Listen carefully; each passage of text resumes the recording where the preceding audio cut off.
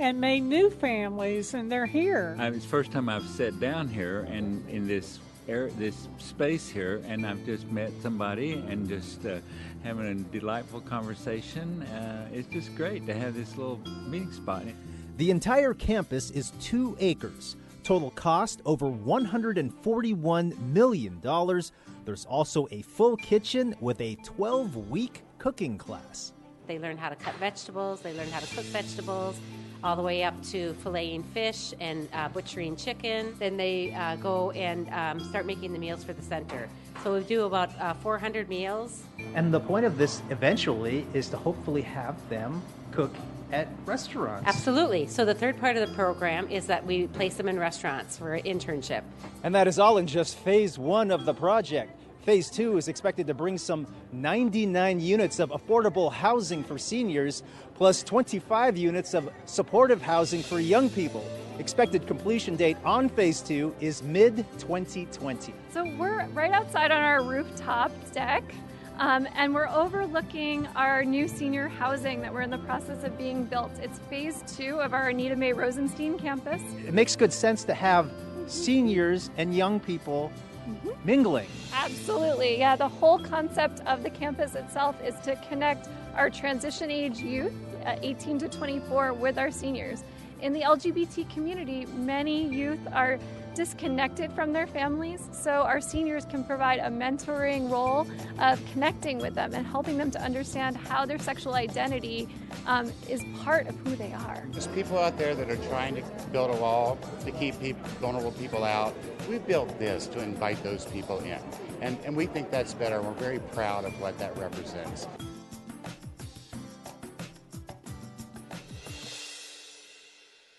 The new campus will serve as the LGBT Center's flagship facility. The original center will be transformed entirely into a health center.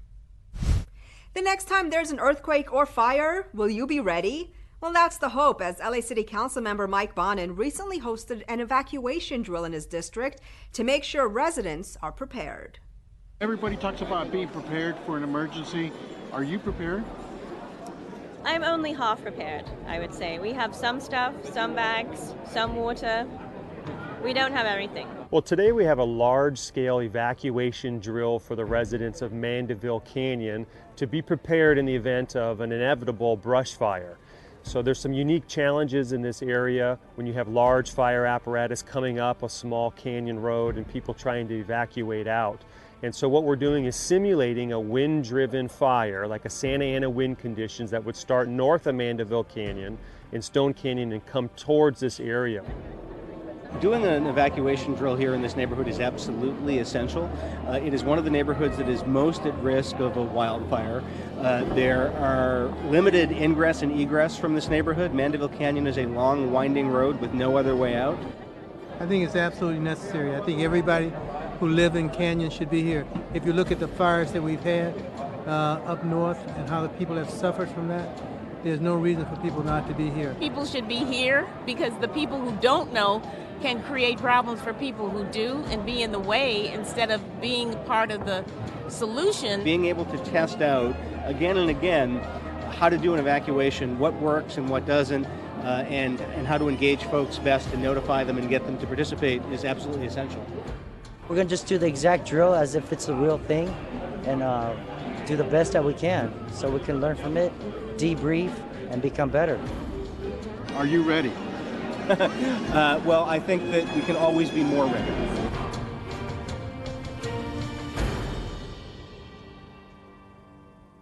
Good Samaritan Hospital hosts an annual blessing to raise awareness about bike safety.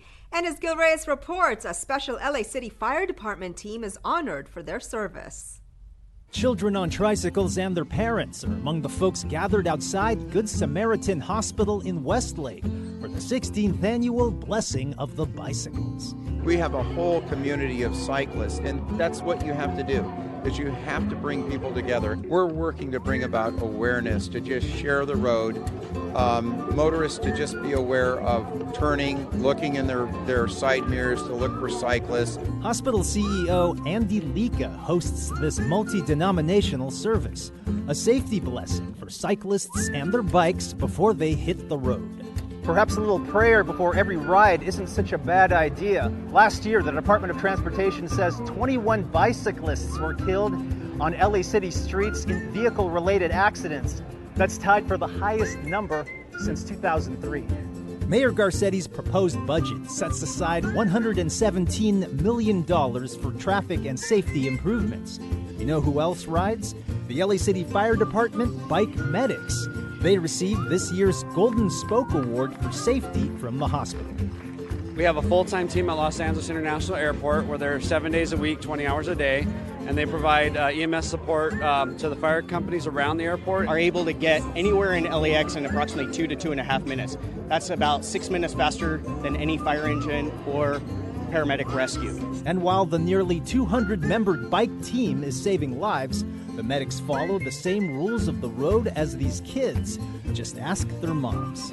We tell them to be safe, to make sure that they wear their helmets, and that they're conscious of where they're going.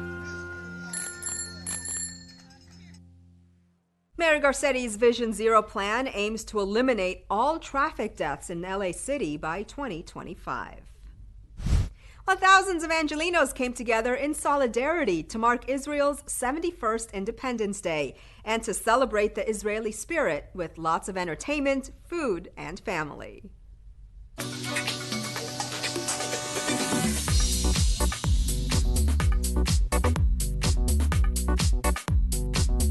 Love you, Israel! We are here in Rancho Park for the incredible Celebrate Israel Festival for the 75th anniversary of the State of Israel. And we are in Los Angeles, which has the largest population of Israelis outside of Israel. Trying to educate the entire community, even beyond our own immediate community, about how rich the history of the Jewish people are. We have a lot of booths from different organizations that are supportive of Israel, a lot of elected officials and notable community leaders, and it's just a great celebration of the State of Israel. We personally feel this is our gift to the community, to be able to have the community come together in the park in a place that so much resembled Israel. To be surrounded by so much love and passion for like my home country, and just to see people so excited about it and to celebrate it, which is what this is.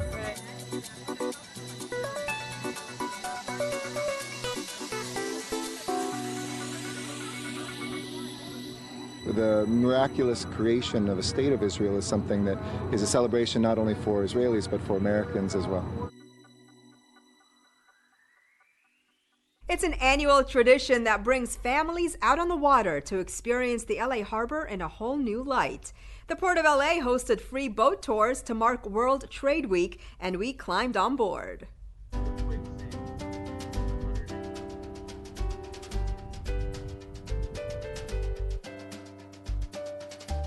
Today, the Port of Los Angeles is hosting its annual free harbor boat tours in honor of World Trade Week.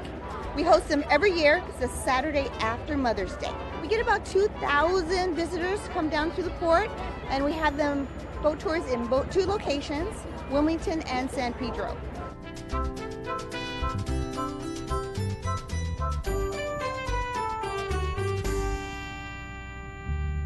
Well, I brought my family down to the waterfront here in Wilmington because I never want to miss a chance to show people what a fantastic place the Port of LA is. There's so much going on here that's good for the region, good for the city, good for the country, and good for us locals.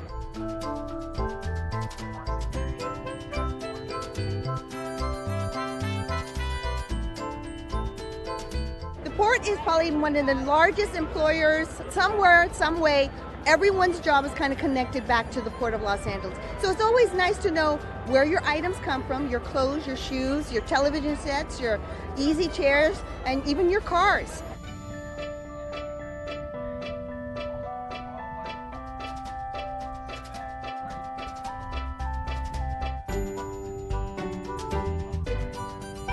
I liked it because you got to see the view of the port, and we could all see the rescue boats. We saw a fireboat, and we saw seals.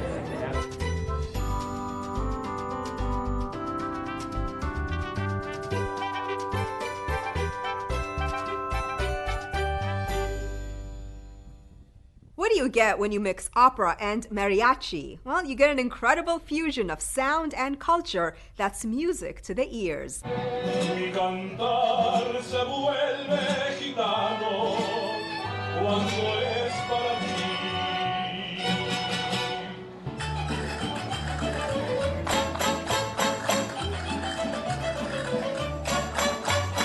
Today we're having what I think is a perfect LA day. We're here at the heart of Old Los Angeles, El Pueblo de Los Angeles. This is, I think, our 5th year of bringing LA opera artists, our community performers who are part of the Zarzuela Project, together with the Mariachi Conservatory and Mariachi Voz de America to create this extraordinary kind of fusion of music.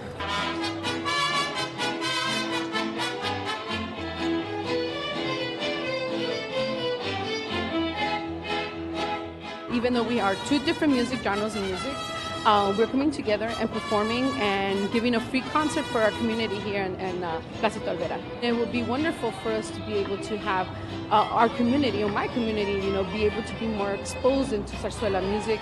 And with mariachi accompanying the zarzuela singers, that just kind of brings a little bit of the Mexican flair to the zarzuela.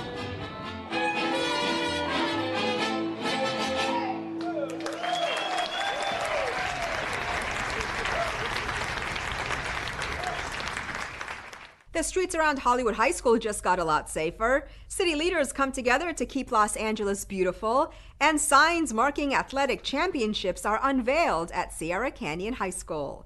All this in City Beat. Sierra Canyon makes history.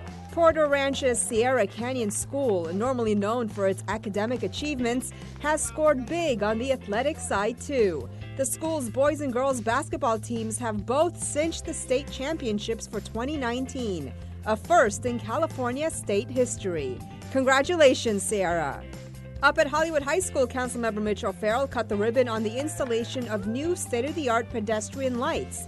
Pedestrian safety has been a long-time priority for O'Farrell for very personal reasons. Just about a block and a half away from where I lived in 1982, when I had my first apartment, and I would jog around the track at Hollywood High. I always believed in Hollywood, and I do to this day. And at City Hall, 400 attendees shared ideas and inspiration at the second annual Beautification Conference. Focused on creating a greener, more sustainable Los Angeles, the conference both welcomes and empowers local residents and communities who share this brighter vision of tomorrow. The Health and Garden Expo, hosted by A Place Called Home, gave community members lessons on being healthy, from new recipes to learning about cultural events.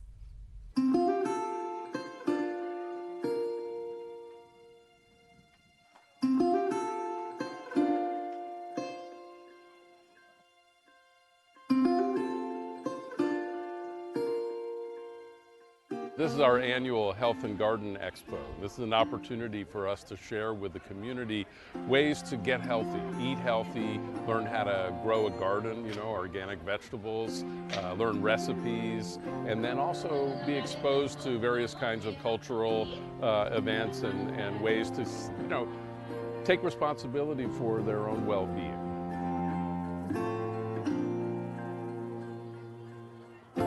A Place Called Home is an oasis here in South Central LA. Every day we're serving young people from 8 years old into their 20s with help for education, the arts, mental health counseling, nutrition, athletics, and a pathway to college or a good job. It's a place where kids can really be creative. They have an amazing multimedia space and an art space. Anybody that comes here, it intrigues you. It makes you want to come back. It doesn't like, you don't come here and just be like, wow, this is another organization. You're like, whoa, this is actually somewhere I can call home. This is a place that I can actually call home. We were thrilled to be, an honor to be a part of this event. It's just fabulous.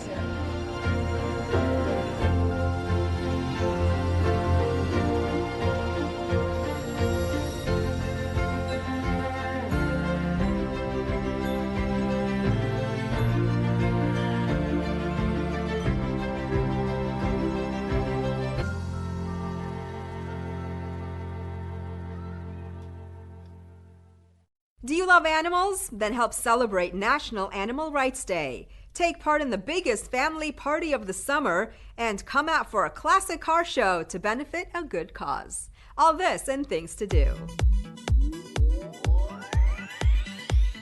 Sunday, June 2nd is National Animal Rights Day in Los Angeles. Join the nonprofit March of Silence as they enlist artists, influencers, sanctuaries, and animal rescuers in their mission to end animal cruelty and exploitation. National Animal Rights Day LA kicks off on the north lawn of Pan Pacific Park, located at 7600 Beverly Boulevard. The event takes place on June 2nd from 11 a.m. to 2 p.m. For details, visit thenard.org. It's the family event of the summer. The SoCal Moms Great Big Family Play Day returns for the 6th year. This party of the summer features all-day live entertainment, interactive experiences for kids of all ages, food, big raffles, and more. Don't miss this chance to have big-time fun with the entire family at the SoCal Moms Great Big Family Play Day, happening Sunday, June 2nd, beginning at 9 a.m. The party gets started at the Autry at Griffith Park, located at 4700 Western Heritage Way. For tickets and details, visit SoCalMoms.com. Get your motor running for the right cause. Join LAFD and LAPD for the 16th annual Still Saving Lives Car Show.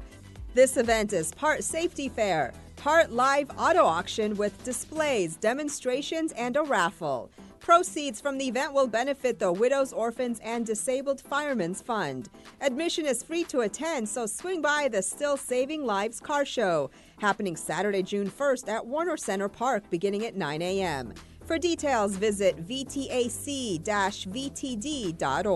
And that's a look at some things to do.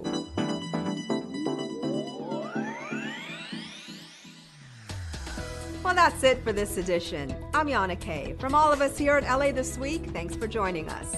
A reminder that you can catch us online at lacityview.org. We're also on Facebook, Twitter, and YouTube. See you next time for more of LA This Week.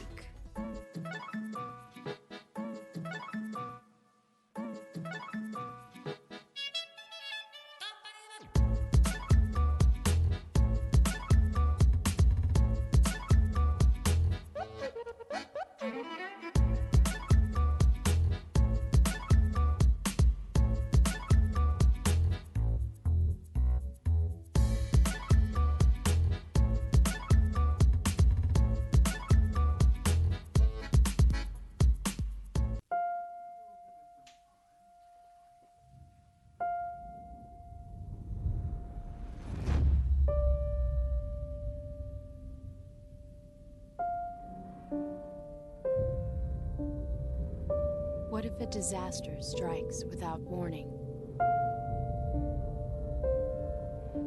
What if life as you know it has completely turned on its head?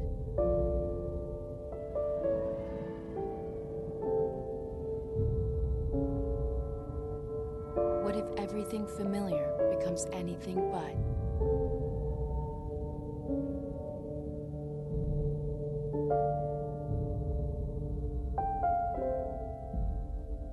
Before a disaster turns your family's world upside down, it's up to you to be ready. Get a kit, make a plan, be informed today.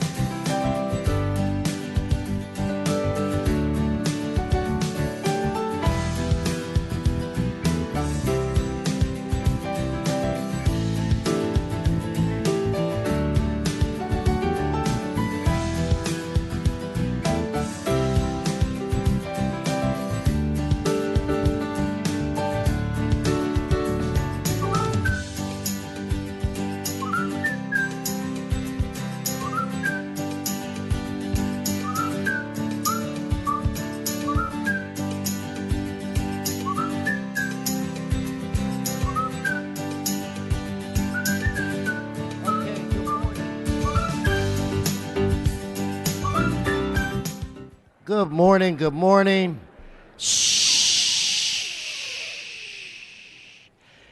Could I ask everybody to attempt to find a seat? The place is packed. We want to welcome each and every one of you to City Hall, to this council meeting. We do not have a quorum as of yet, but we can begin our program. Ms. Rodriguez, if you're ready, why don't we start off with today's presentation? So if everybody could please try to find a seat. Ms. Rodriguez, the floor is yours. Thank you, Mr. President and colleagues. Well, it is a very special day in LA. Now that's worth a bigger round of applause than that. Come on, guys.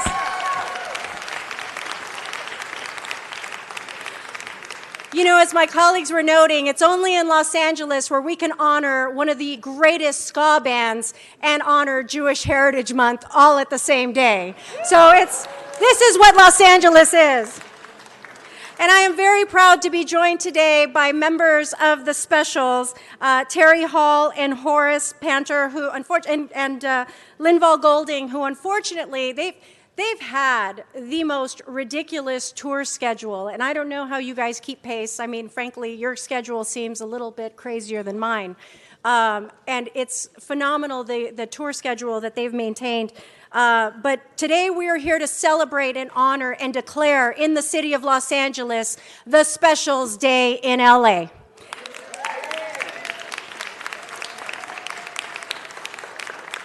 And we are doing so as we commemorate and celebrate their 40 years of musical excellence that has really touched so many of our lives. And I would be remiss if I didn't recognize my favorite rude boy who's in the audience today, my husband, Raul Fontanelles. Rally. Let's give Raul a round of applause, my man. But I want to, for those of you that aren't familiar with the Specials, I want to thank my staff for pulling together a wonderful clip to help introduce you. So we'll go ahead and play this first clip.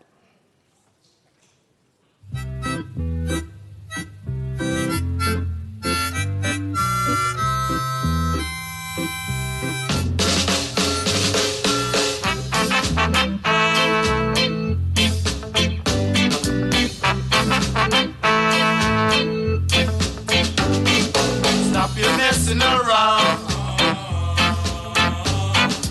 Better think of your future. Time you straighten right out, creating problems in town. Routine, a message to you. Routine, a message to you.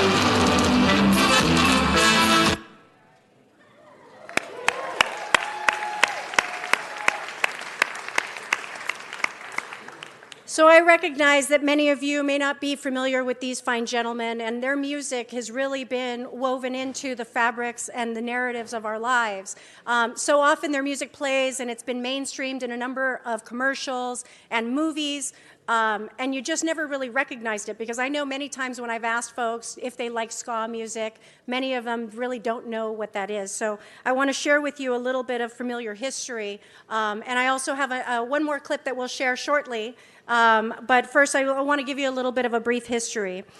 The Specials formed as an artistic response to what was happening in the 70s in England, and high levels of unemployment, anti-immigrant sentiment, and a rise in neo-fascist skinhead groups. During this time, these fine gentlemen you see behind me and some of their mates were some of the first to marry the frenetic energy of punk rock and the soulful melodies of Jamaican ska. In '79, in Coventry, England, the Specials were formed, and in the late '70s was a time filled with racial tensions, but the Specials were made up of both black and white performers, and their lyrics encouraged racial harmony while celebrating our many differences. For me, it was really an opportunity for us to celebrate at a time when we see such a rise in these very similar sentiments, for us to recognize and uplift individuals that are contributing to helping spread the word and the message, that together, embracing our uniqueness and our differences makes us far more powerful. That is who we are in Los Angeles, and that is why we are declaring today, May 29th, the Specials Day in LA.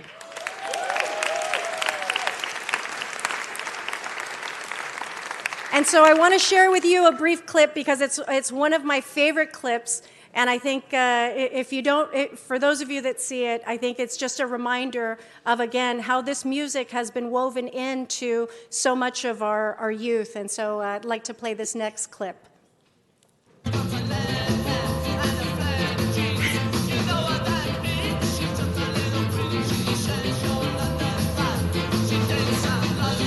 Right? Everyone wants Joan Cusack skanking, right?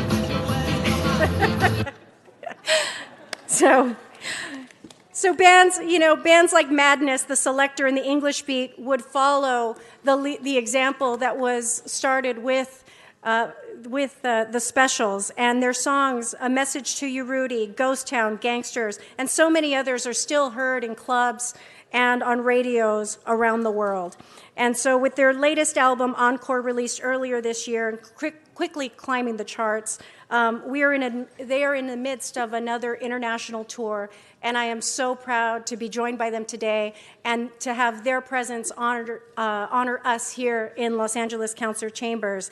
40 years has gone by very, very quickly as you wink. And with that, I'd like to invite the lead singer for the Specials, Terry Hall. Thank you, Monica. Sincerest thanks to Monica. It's a really fantastic honor, and it's just really beautiful. And on behalf of the Specials, we'd like to thank you with all our heart. Thank you. Horace. Thank you very much, citizens of Los Angeles. You have great taste in music. But thank you for acknowledging the music that we've played, but also what it stands for. And I say this on behalf of Lynn Val, who can't be here today. It's been remarkable. If somebody had said to me 40 years ago that I would still be playing this and have a reception like this, I would have been incredulous. But this is wonderful. Thank you very much indeed.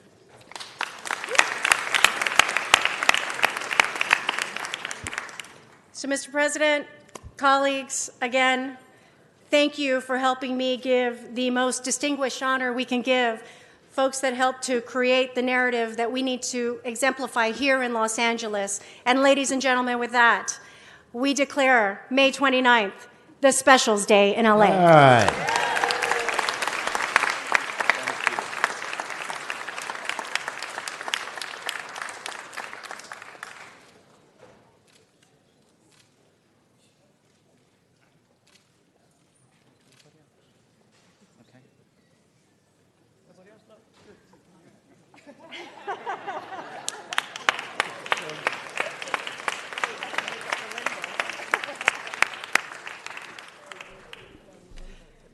Madam Clerk, we have a quorum. Would you please call the roll? Blumenfield, Bonin, Buscaino, Cedillo, Harris Dawson, Weezer, Koretz, Krikorian, Martinez, O'Farrell, Price, Rodriguez, Rue, Smith, Wesson. 12 members present and a quorum, Mr. President. Okay, first order of business. Approval of the minutes. Smith moves, Krikorian seconds. Next. Commendatory resolutions for approval. Cedillo moves, Koretz seconds. That brings us where? Mr. President, for the record, item number 29 is the budget resolution. It has been submitted, posted to the council file, and is now before council. Items 1 through 6 are items noticed for public hearing. For item number 1, the Department of Building and Safety recommends that the lien be reduced to $928.40 and confirmed. And Mr. President, there are cards on 1 and 2, sir. Let's vote on the remaining. Let's open the roll, close the roll, tabulate the vote. 12 ayes. Continue, please. Mr. President, items 7 through 28 are items for which public hearings have been held. let's prepare to vote on these items. If we can, please open the roll, close the roll, tabulate the vote. 12 ayes. Continue. Item number 29 is an item for which public hearing has not been held. 10 votes are required for consideration. Okay, so without objection, that item is now before this body. You have cards on this item? Yes, Mr. Then President. continue. And Mr. President, that takes council back to items called special, public comment, or general or presentation, sir. Okay, I'd like to recognize Mr. Blumenfield, Mr. Koretz, Mr. Rue. Are you guys ready for the presentation? All right.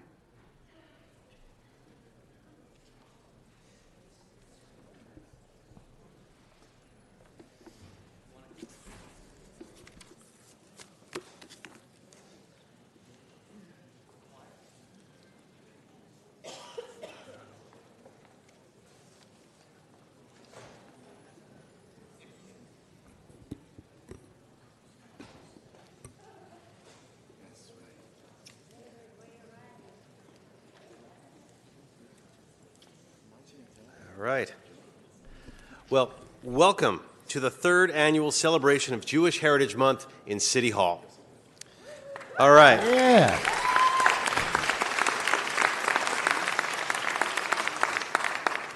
What an amazing turnout we have today. We've got literally almost 400 people sitting behind me and outside. It's an incredible turnout. It's wonderful to see all these people here today. And it's wonderful to partner again with my colleagues, Mr. Rue and Mr. Koretz. And I especially want to mention Councilmember Rue's Deputy Chief of Staff, Adina Bleich, who really led the way. Where is she? There she is. Adina. My constituent, his works for David, though, and John Popach on my staff as well, and all the folks who helped make this happen today. It really is, it's spectacular. So being Deborah, what does that mean? It is a celebration of the influence and inspiring women who helped shape Los Angeles. Some of them have since passed, but many are right here in this room. In fact, let's hear it for all the women in this room.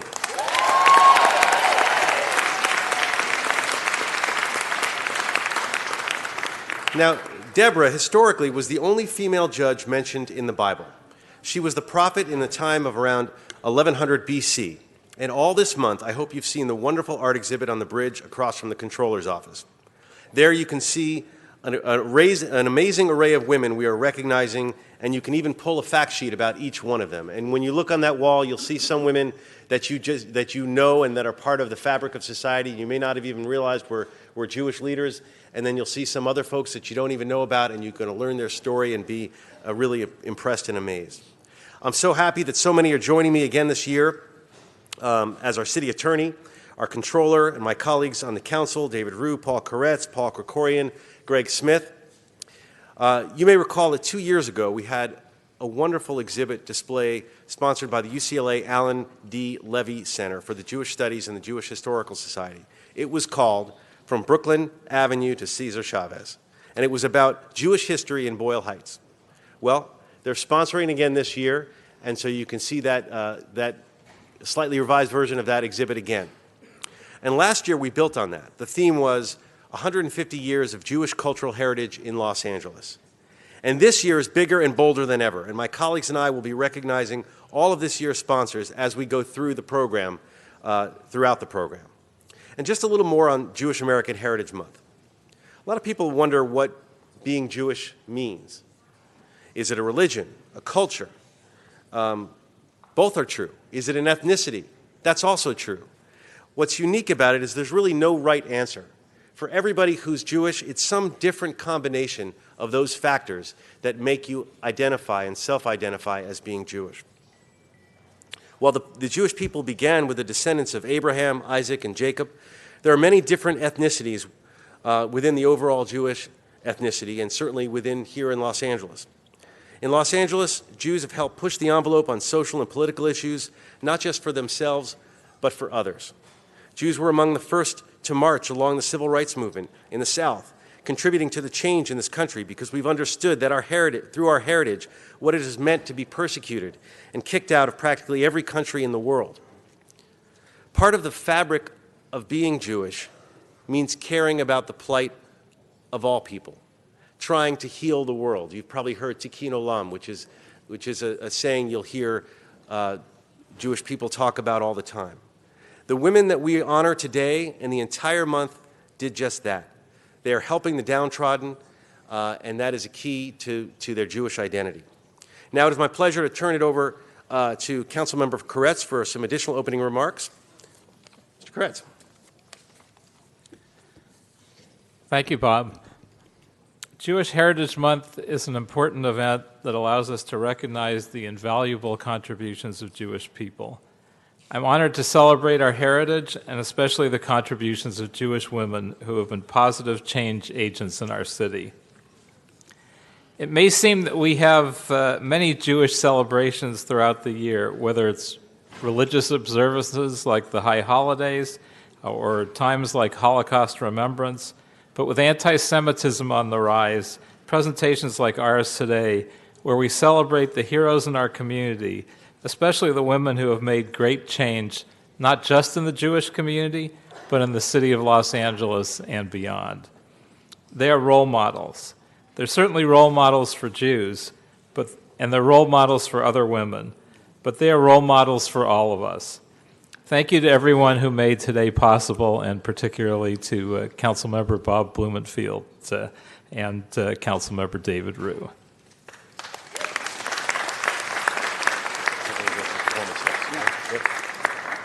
Now, the next thing is we're going to have a little performance. I'd like to welcome our performers. The group is called the Jewish Women's Theater. Now, the Jewish Women's Theater was created over 10 years ago when 3 women came together to create a theater and give Jewish women a voice on the stage. On practically no budget in those early days, they've grown to perform throughout California. So apropos, they perform here for our theme, Being Deborah, inspirational Jewish women who've helped shape Los Angeles.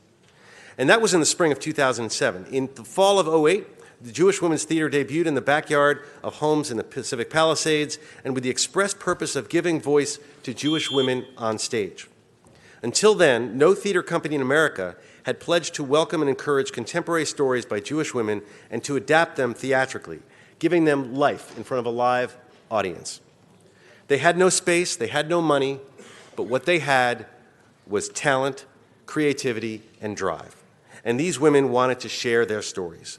And that opened up a new way of thinking about theater in the age of old traditions of salons, women hosting culture of the day in their homes.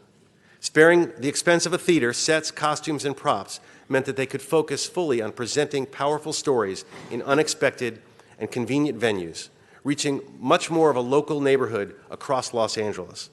And the theater soon became a project of community partners, the gold standard for nonprofit fiscal sponsorship, and launched their signature groundbreaking program, At-Home Salon Theaters.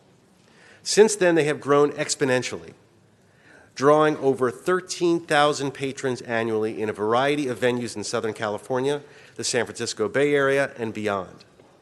Jewish Women's Theater has partnered with over 50 organizational partners to bring a unique brand of entertainment out into the community, including synagogues, museums, art galleries, universities, community centers, senior service living facilities, and even into our prison system. So far, hundreds of stories have been presented in over 30 original salon shows produced, including seminal ones such as Stories from the Fringe, the trailblazing stories of women rabbis, Eden According to Eve, Bible stories from a feminine perspective set in contemporary times, Chutzpah and Salsa, the Latino Jewish experience, and much more. Their future legacy states, we look forward to our second decade giving voice and celebrating untold Jewish stories, giving all access to these contemporary treasures via digital formats, licensing and tours, and creating a lasting legacy for future generations. Just last week, I went to one of their salons. It was called True Colors. And it was really inspiring and amazing. It was about Jewish women of color and their identity, and I brought my family and my kids, my family which includes my kids, not to be separated there. Sometimes not, as Derry points out.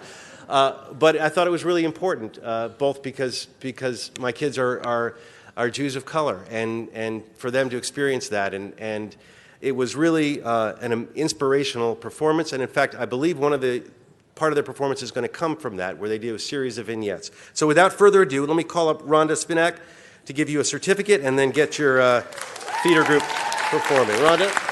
There you go. Well, first, please accept this certificate of appreciation for the Jewish Women's Theater. Thank you so very much. And then bring up your Okay. your group. Really appreciate it. Or This you- is well, I just wanted to say I accept this honor on behalf of our board, our council, the staff, our Emerging Artist Fellows, funders, actors, writers, and the thousands of patrons and fans who give our work meaning and focus. And I'm so grateful. Thank you so much. And thank you for that wonderful comment. I'll come back to that.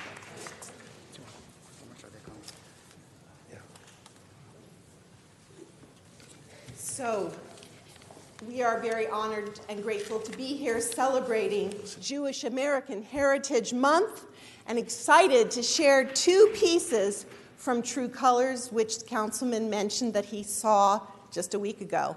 It's an original Salon theater show that explores the lives of Jews of color as they strive for inclusion and acceptance in Judaism and in our city and country. While Jewish Women's Theater began by giving voice to Jewish women, and thank you for that beautiful introduction, we are now leaving no contemporary Jewish story untold, giving voice to all Jews, regardless of observance, ethnic background, country of origin, gender, or sexual orientation. In hearing each other's stories, we combat dangerous stereotypes and build understanding, empathy, and ultimately friendship. The talented Joshua Silverstein performs his own piece, Special, which JWT commissioned exclusively for True Colors. Catherine Washington joins on the violin and vocals. Please enjoy. Thank you.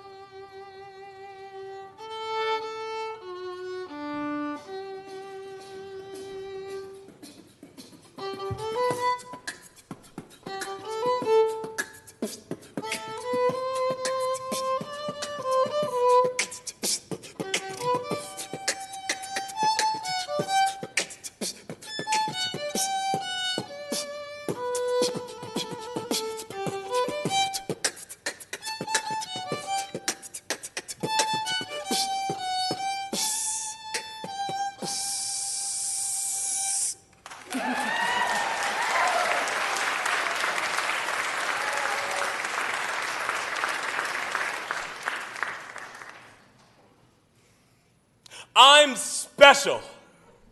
But as a kid, all I wanted was to be like everybody else, especially cool people. You know, Vanilla Ice, MC Hammer, Pepe Le Pew. Like I said, cool people. I spent my entire adolescent years in Los Angeles wishing I was someone else. I spent hours in the mirror rehearsing disrespectful language and offensive behavior just to fit in with cool people I would later on ignore on Facebook. It isn't until I'm in college at a small art school that something in my brain clicks. I'm the only person of color here, and my classmates could care less to know my name. And my name is special. My name is Joshua, not Josh.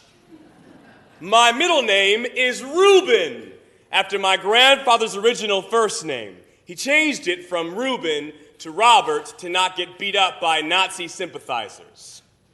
My last name is Silverstein. As a child, to gain popular points, I would lie to other kids and tell them the author of The Giving Tree was my dad. And it's the first days of art school. Teachers calling roll say, Silverstein, Silverstein, Joshua. They look around for the obvious white face, see my hand raised proudly, and look annoyed. Other students turn to see my brown skin, and a look of confusion falls upon them. This attention makes me reflect on my own personal Jewish experiences, like middle school, getting sent to the principal's office because the substitute teacher thinks I'm pretending to be Joshua Silverstein. Like high school, joining the Jewish club to pick up girls, how I was the only man, more importantly, the only black man in the club, how the other members made me feel special and exotic because I was black and Jewish. All the times I was told I was pretty because of my ethnic makeup. All the times I was ignorantly told I had good hair because of my dad's genes.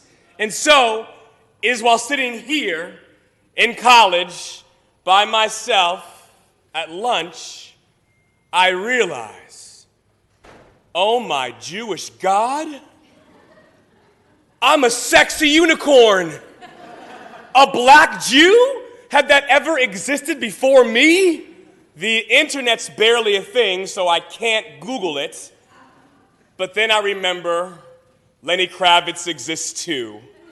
So it's just me and Lenny, two sexy black Jewish men changing the Jewish game. I complete college quickly and begin embracing my theater roots every night of the week. I love watching what happens when hosts say my name and I walk on stage. Is that a but he's how?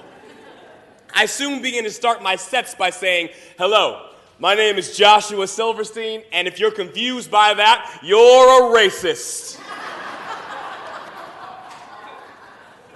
You'll get it later. And the only reason why I'm receiving all of this attention is because of the ignorant belief that Jews are always white. But I love it. I bask in this attention I am given. It is this ignorance that is helping me stand strong in my individuality, book gigs, and date women. They've never seen a me, a proud black Jew, a black man who is actually more Ashkenazi Jew than anything, 55% to be exact. But saying I'm a Jewish black just sounds offensive. As a Hebrew, I begin to make more Jewish friends than I ever have before, and they love showing me off. I'm like a pair of Jewish Jordans. This is my friend, Joshua Reuben Silverstein. Joshy is my sweet Afro bubbler. Isn't he adorbs? These are people my own age.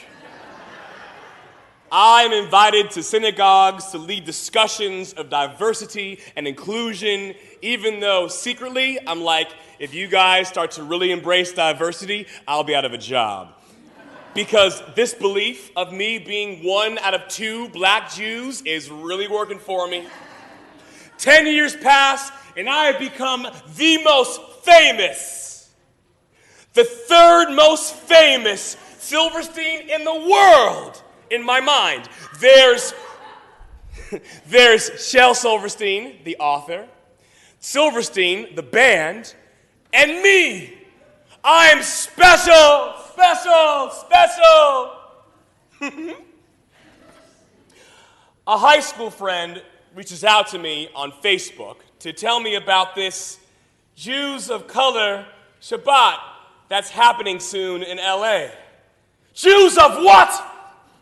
She tells me about this community of people who meet on a regular basis. Some are even part of a Jews of color camp. Jews of what?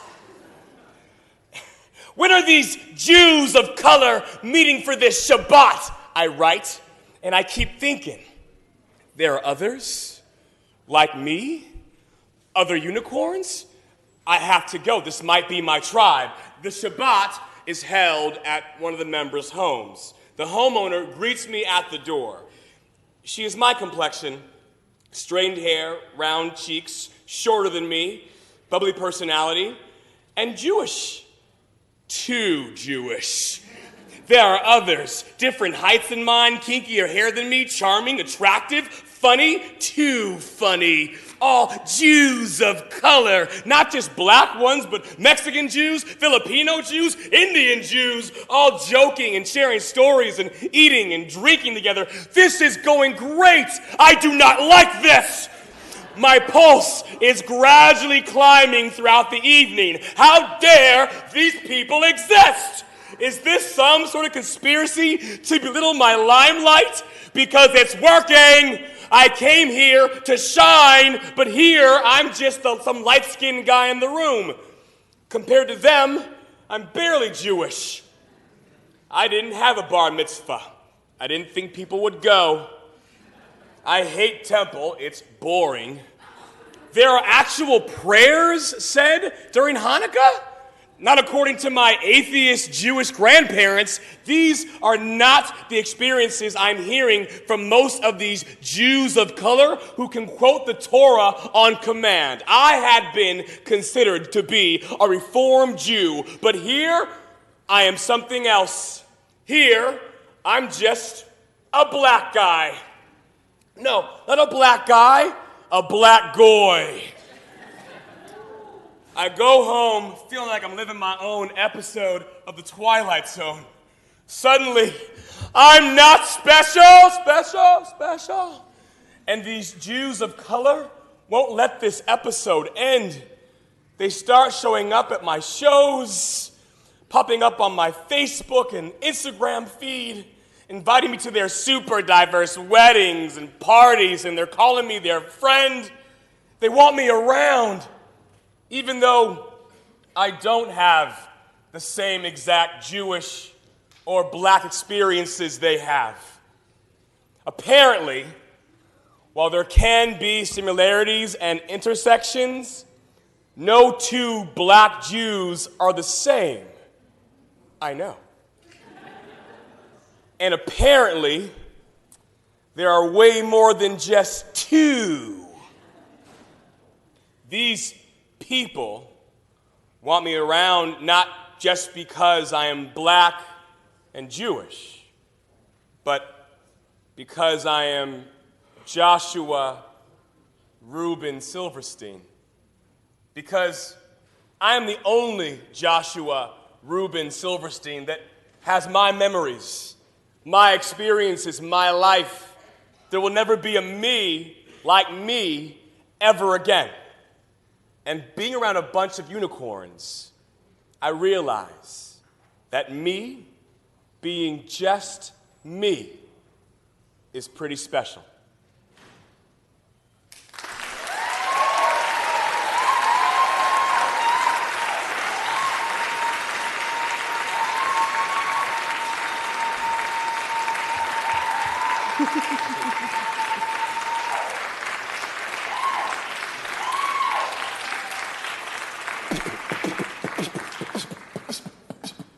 I'll go it alone, that's how it must be. I can't be right for somebody else if I'm not right for me. I gotta be free, I just gotta be free. Daring to try to do it or die, I've gotta be me.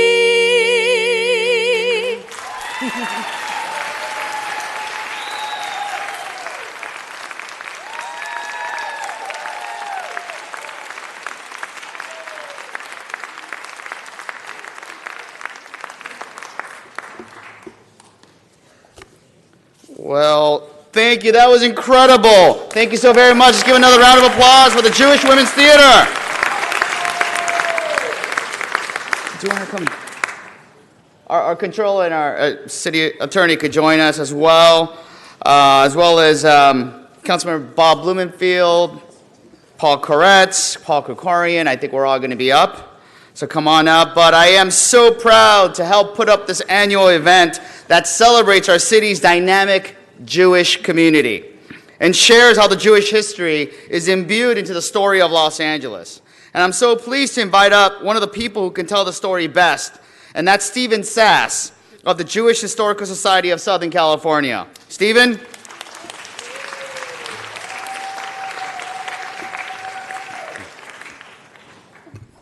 Thanks so much, Councilmember Ryu, for your kind introduction.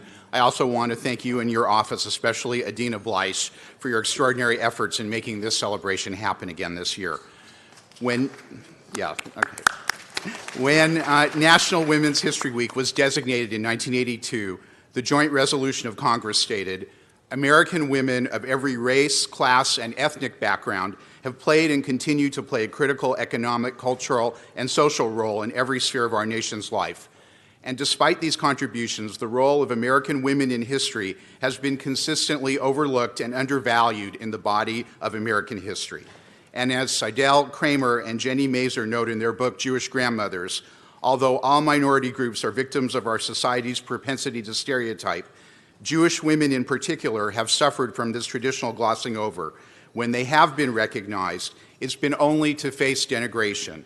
Their stereotype is multiple. One facet involves the image of women in general, another centers around the caricature of the Jew.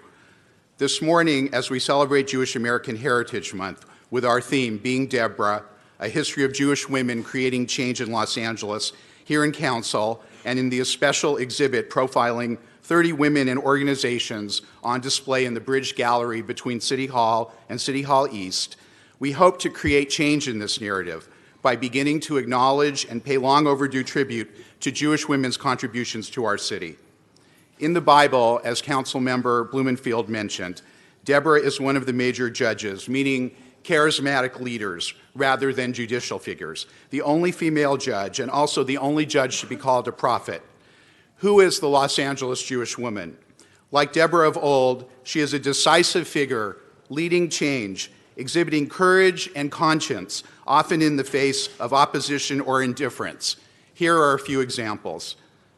She is Ernestine Greenbaum, born in Germany in 1832, and one of the few Jewish women in the tiny pueblo of Los Angeles when she arrived in 1852. Ernestine, the mother of 8, who were the first Jewish children to be born here, and her husband Ephraim hosted the first Jewish religious services in the front parlor of their home.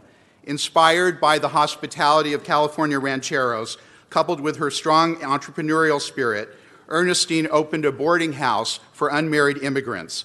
That evolved into the successful White House Hotel, which she owned and operated in the 1870s with another Jewish woman, a Mrs. Goldstein, underscoring that from the earliest pioneering years, Jewish women in Los Angeles exercised the right to purchase their own property and to conduct businesses outside the home.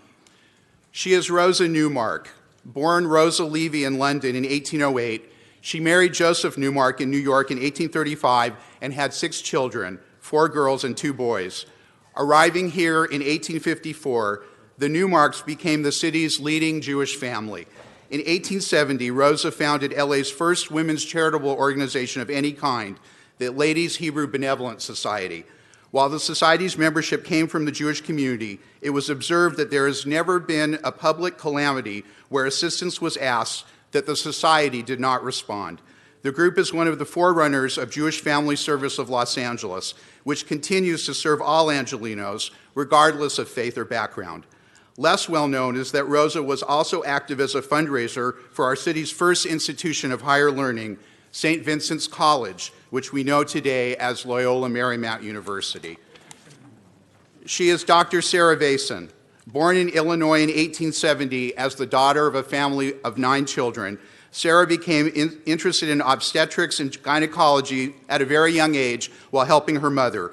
The first Jewish woman to graduate from Keokuk College of Medicine in 1892, after working at Philadelphia's Jewish maternity home, she moved to Los Angeles in 1905 to become resident physician and superintendent of Casper Cone Hospital, the forerunner of Cedars-Sinai Medical Center. She was only the second Jewish woman to practice medicine in California and the first to hold a supervising position at a hospital. After leaving Casper Cone, she opened a successful private maternity clinic and also volunteered to provide medical services to the poor. She is Rose Sarah Phillips. Born in Russia in 1890, Rose Phillips graduated from USC Law School in 1915 and was the first Jewish woman to practice law in Southern California. She worked for the Los Angeles City Attorney's Office from 1915 to 1945, first as Deputy City Prosecutor and then as Deputy City Attorney, the first woman to serve in those positions. A front-page B'nai B'rith Messenger article about her in 1919 quoted her views on the role of the prosecutor. The prosecutor must not be a persecutor, but should work on the basis of social service. I'm not interested in securing convictions. I'm not after records. I want to help people and have no desire to push anyone down. The work of the courts should be to improve people rather than to punish them. She's Carmel Myers, the daughter of Rabbi Isidore and Anna Myers, founders of LA's Sinai Temple. Carmel was one of the first female Jewish silent film stars and was unabashedly proud of her heritage. When Sam Goldwyn sent for me, I went with my mother. In those days, our mothers were our agents. Goldwyn addressed himself to Mother. I think I can do a great deal for your daughter. I can make a very big star of her, but of course she'll have to change her name. I spoke up and said, why, Mr. Goldwyn? He said, why? There's enough anti-Semitism in the world. We don't need to add to it by flaunting ourselves. I replied, if I have to hide the fact that I'm a Jewess to become a big star, I would just as soon not be a big star. Thank you for your time. Myers acted in 70 films, including for Goldwyn, opposite such leading men as Douglas Fairbanks, Rudolph Valentino, and John Barrymore, and made the transition to TV as host of her own talk show. She is Thelma Tibby Eisen. Born in LA in 1922 to an Orthodox Jewish family, Eisen grew up playing softball and was already semi-professional by age 14.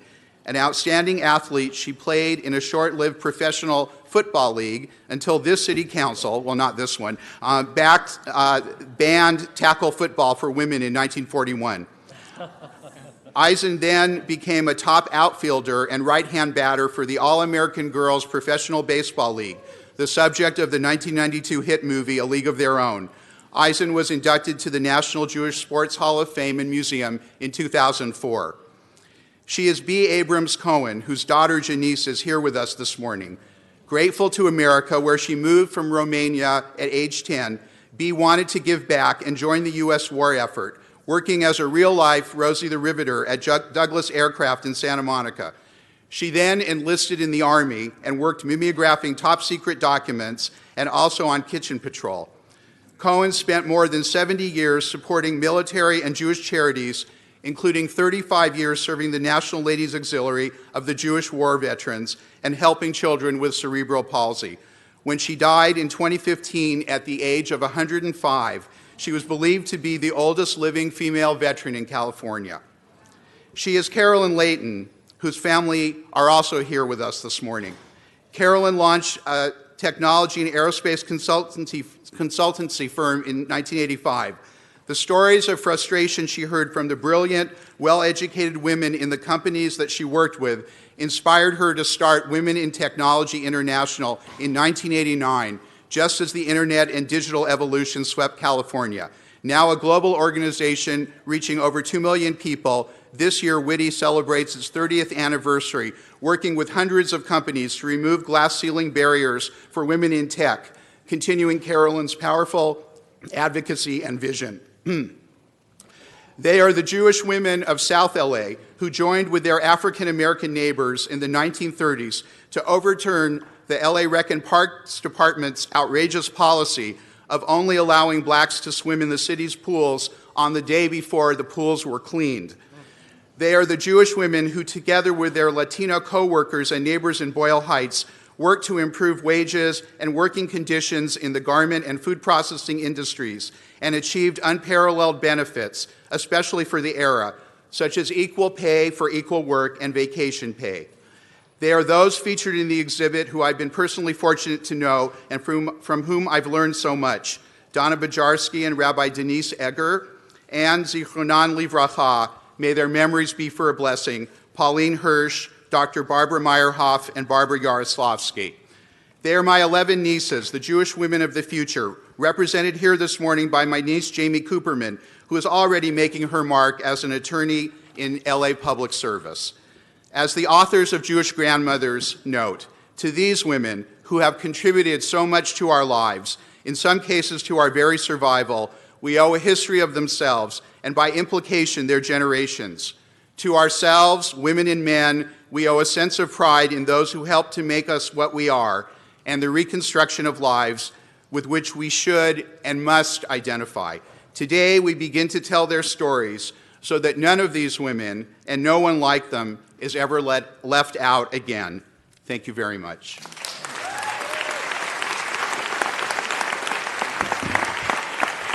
Thank you so very much, Stephen. That was so educational and informative. And you know, we are gathered here today to recognize Jewish women who are creating change in their communities and helping build a better Los Angeles. And you know, if some of the honorees who can stand, if you want to come join us, come on up. You know who you are. We're going to call you one at a time. And to start us off, we're going to invite up City Controller Ron Galpern to begin with his honorees. Good morning, everybody. What a great pleasure and honor it is to be here to celebrate Jewish American Heritage Month and some really extraordinary women. Give them a hand.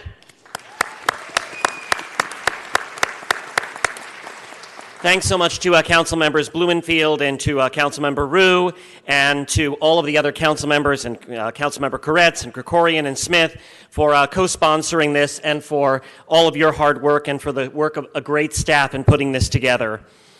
This is a great opportunity to celebrate and recognize a community that is intertwined in the social, political, cultural fabric of Los Angeles. Jewish history in Los Angeles is Los Angeles history. Los Angeles history is also Jewish history. And we are part of the mosaic. Jews from Europe, Jews from Eastern Europe, from the Middle East, Latino Jews, African American Jews, and interestingly enough, the rabbi of the most prominent temple in New York now, a Korean American Jew. It's been a place for Jews to flourish here in the United States and in Los Angeles. But we also have to recall the past and to be vigilant about the future. Recall a past in which many universities, many clubs, many neighborhoods, many schools, Jews were barred. And also recognize that today, despite so many ways in which the Jewish community has flourished, we see the specter of anti-Semitism and of violence rearing its ugly head. And yet, we persist because tradition teaches that we have a responsibility for tikkun olam, which means repairing the world. Now, Los Angeles is also a place that has welcomed many Holocaust survivors. My father was one of them, and has welcomed immigrants from all over the world, and may we continue to do so for all time. And I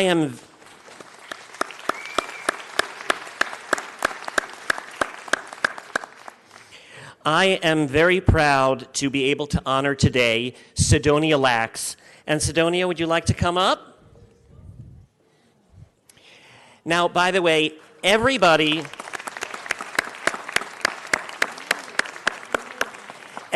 should have a Jewish mother or a Jewish grandmother like Sidonia Lax. Interestingly enough, as she walking into City Hall this morning, it was a slow walk, and not because of her pace. It was because she seemed to know everybody in this building, and because she knew them all by name and had to give them all a kiss. And there is nobody who does not love Sidonia. And it is really an amazing story that she has. She is one of the strongest women that I have ever met. And I met some really strong women. My mother was in the Israeli army. My My grandmother had escaped pogroms in Russia and then later on made her way eventually to the United States. So I know some strong Jewish women. But Sidonia is incredible. Here, join me. She was born in 1927 in Przemyśl, Poland, and her family was pushed into the Jewish ghetto after the start of World War II. In her young life, she lost both her mother and father to Nazi terror. In all, 60 of Sidonia's relatives died in the Holocaust. Eventually, she was captured, and she was jailed, and she was sent to a series of labor and concentration camps, including the infamous Auschwitz, where her head was shaved and where she was tattooed. After escaping Nazi clutches by jumping from a burning train, she made her way to Los Angeles in 1947 and lived with her uncle just above Sunset Boulevard. She attended Belmont High School and took night classes to become a laboratory technician, eventually working for Temple Community Hospital. She then got married, started a family, and for more than 30 years, she and her late husband, Louis, ran a knitwear business in downtown LA.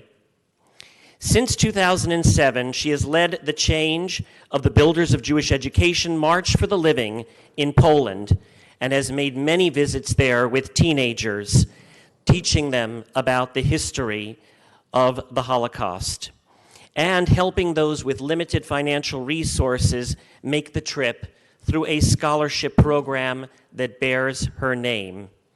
She's also a longtime resident of Sherman Oaks.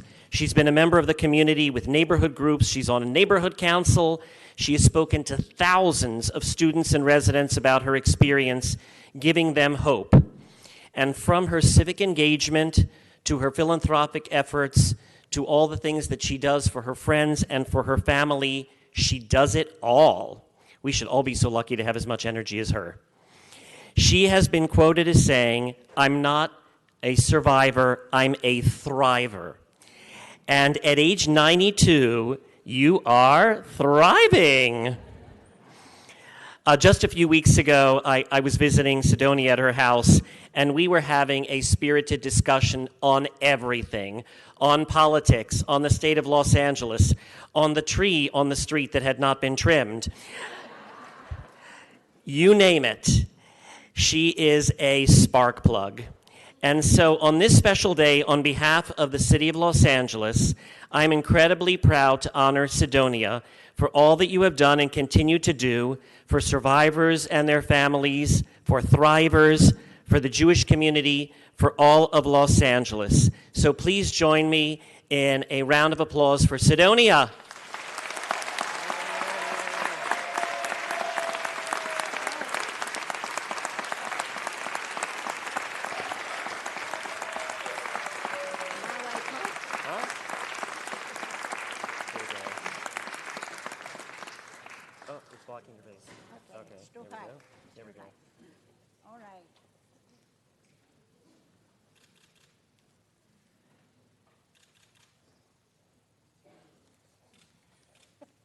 Congratulations. Thank you. Now. And lastly, I've got some very, very quick certificate. I have to talk. You have to talk. Yes, Okay. I do. I'm not going to argue with you on that. This is why I love her. I am a survivor and a thriver. I thrive by what I get, but I make my life by what I give. I do services every single day. What I want to tell you now, and all of you better get pencils if you know how to spell the word. Resilience, Holocaust resilience is taught today to American soldiers and even American doctors. You can quote me because it's in the papers. So, from now on, all the religions I appreciate. I am a black captain. I have blacks, I have Armenians, I have all the religions on my block. and they're all my friends. Believe me, from now on, respect. You, every one of you, is a brother's keeper. Don't forget that. Don't forget that. Please don't forget if you want to remember me. During the war, my mother was gone. My father sadly heard that somebody smuggled apples into the ghetto. He went in and never came back. And today, when I go on March of the Living, thousands and thousands of people know me as the Apple Lady. So if you call me Apple Lady on the phone, I know you were here. Thank you very much for coming and allowing me to talk.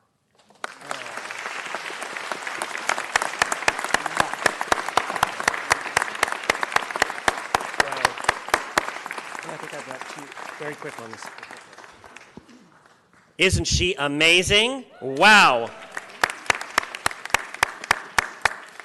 I've got two other very quick certificates to hand out here. One is to recognize Women's International Zionist Organization that has helped in all sorts of programs for children, for the elderly, and please give it up for them.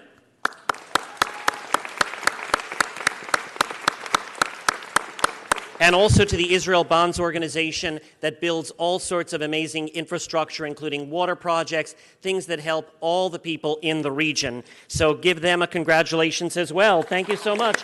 Gina Raphael, thank you.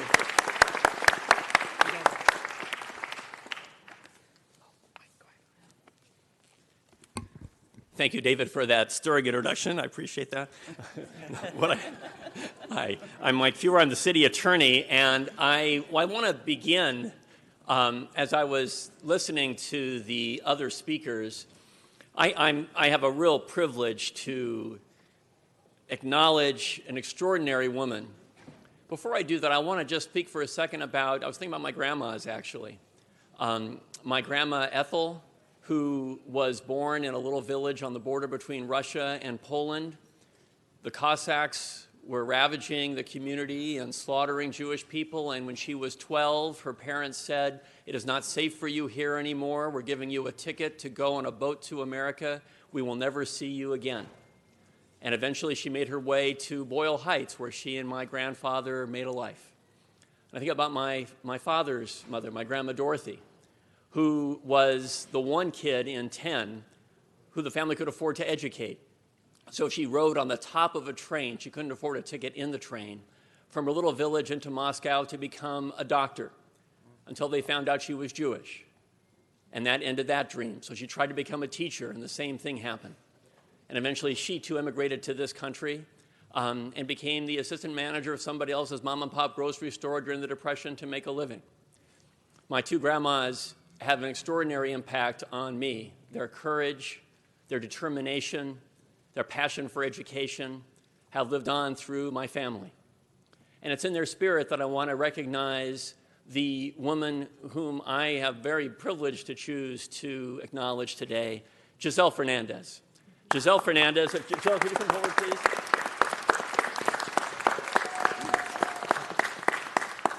Giselle has a fan club over here. I could hear the special woos for you. She is, as many of you know, the anchor of Spectrum News, The Beat on One. Giselle has an extraordinary career. Born in Mexico City, she grew up in East Los Angeles, and then she became a journalist. And what a journalist she has become. She is a 5-time Emmy Award winner for journalism. She was a correspondent at CBS News and occasionally anchored the CBS Evening News on weekends. She was a correspondent for NBC, anchoring the weekend edition of the Today Show. Also, sometimes the weekend edition of the NBC Nightly News. As a special correspondent, listen to some of the historical events she has had the ability to chronicle. She reported on the Cuban immigration crisis, the unrest in Haiti, the invasion of Panama, the World Trade Center bombing trial. And Giselle was one of the first journalists ever to interview Fidel Castro. She has been the co-host of Access Hollywood, the co-host of This Week in History on the History Channel. She's a children's book author. She's developed films and television projects. She has a documentary entitled Our Story to raise awareness of healthcare crisis confronting low-income Latino children. But Giselle is more than one of the most accomplished journalists of our generation. She's also a member of the Smithsonian National Board for Latino Initiatives, the Board of Trustees of Children's Hospital, a strong supporter of City Year, and in 2006, Giselle was named Outstanding Philanthropist by the Association of Fundraising Professionals. But I wanted, after describing some of her accomplishments, to, if I could, borrow from her own voice and speak in words that Giselle has chosen. Because for her, Judaism is both importantly spiritual and has a very practical role in motivating tikkun olam, to change the world. We must do all we can, she says, to empower every facet of society to fulfill their potential. Hers is an activist's voice. That's one reason she's so proud to be on Spectrum News 1, which focuses on inclusion and community, the impact of the individual on society. She has a unifying message. I guess when you're the daughter of a flamenco dancer and expert on Mexican folklore, you're used to becoming a voice of unity. She's especially concerned about the immigrants of our world and the anti-immigrant sentiment that is so pervasive and the division that it sows. As a Jewish woman, she's written, I recoil in despair over the displacement and dehumanization, the cruel and inhumane resentment and rejection of our fellow brothers and sisters. I deeply care, she says, about those who experience what we as Jews have for centuries, and feels incumbent on us, especially Jews, to raise our voices and open our hearts to those who, like us, have been pushed out and denied a home simply for being different. Giselle has a 13-year-old daughter who is Guatemalan. Their daughter and Giselle have been working with the San Fernando Valley Refugee Children's Center in North Hills, where they assist kids who are seeking asylum. Giselle says, I'm proud to be Jewish and to be raising a Latina Jewish young woman who will raise her voice against injustice and oppression and indecency as she grows into the young activist she was meant to be. What a special and extraordinary person we are honoring today, Giselle Fernandez.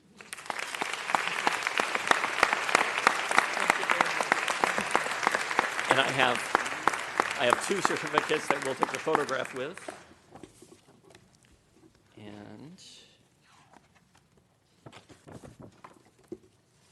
put the mic down. Yes.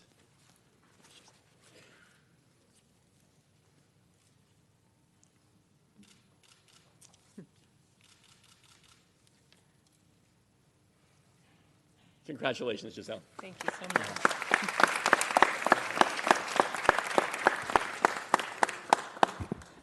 We've also been asked to present a certificate to our friends at the Jewish Historical Society of Southern California. Steve, you want to come up? You know, you've heard from Steve Sass, and as he's pointed out, outstanding women in Jewish history here in Los Angeles. I've had the privilege to know Steve for maybe almost 30 years now. And You're not that old. And one of the projects of the Jewish Historical Society is to restore the Breed Street Shul in Boyle Heights, a place my family knew well growing up. And Steve, on behalf of all of us in the city of Los Angeles, I'd like to present this to you and to the society for the very important work you do to raise awareness of Jewish history for the Jewish community and for the wider Los Angeles community as well. Steve, congratulations. Thank you very much. Thank you. All right, we're going to continue the streak of bringing up amazing, powerful Jewish women. Stephanie, could you please join me up here? Here, wanted to honoree today is Stephanie Wolfson. Stephanie comes from an amazing family. She's here with her parents and her husband, Jonathan, right here in the second row. And she lives in Woodland Hills. And she is a trailblazer in her own right. She has worked as a consultant to the Resource Center for Educators at the United States Holocaust Memorial Museum. She helped launch an award-winning family education program at Congregation Orami and was the interim head of the religious school. She also served on the board of Love and Care and Help the Babies, Congregation Orami, and Viewpoint School. And as the Director of Education, Stephanie has spoken at the 48th Annual Scholars Conference on the Holocaust and the Churches, presented the work of David Lepkowski at the Litvak World Conference in Vilnius. In fact, I had the honor of going with Stephanie and her husband Jonathan and my family. We went to Lithuania a couple of months ago to see the opening of that exhibit that you had worked on, which was an exhibit by an artist, David Lepkowski, who documented what Jewish life was like prior to the Holocaust in 1945. And it was amazing because that was the center for Jewish life around the world. But it was snuffed out in a very short period of time. But hiding in plain sight throughout the city, there's evidence of that prior life. And bringing that exhibit is part of bringing that life back. And not only did she help put that exhibit together, but worked with students, both here in Los Angeles and in Vilnius, to bring the art of David Lepkowski to life. And the students created this interactive exhibit where they hear sounds, and they added things to the art to bring it to life, to help you really feel like you were there at the time. And that exhibit is going to be here in the Rotunda this fall. And I hope that you're all going to be able to experience that, because it's quite something. Stephanie is one of those people who just does it because it needs to be done. She's a woman who is inspiring to so many people. You look at all the things I mentioned that she's involved with, I didn't recall one issue that had to do with her own needs. It was always for the good of a cause, remembering the lives lost in the Holocaust, helping babies, supporting the congregations of families, educating our youth. This is what Deborah is all about. This is what these Deborah Awards are all about. So thank you, Stephanie. We appreciate all that you do for our community and for Los Angeles. And with that, I wanted to give you a certificate recognizing you. So please accept this small token of appreciation on behalf of the City of Los Angeles for all that you do. Okay, thank you.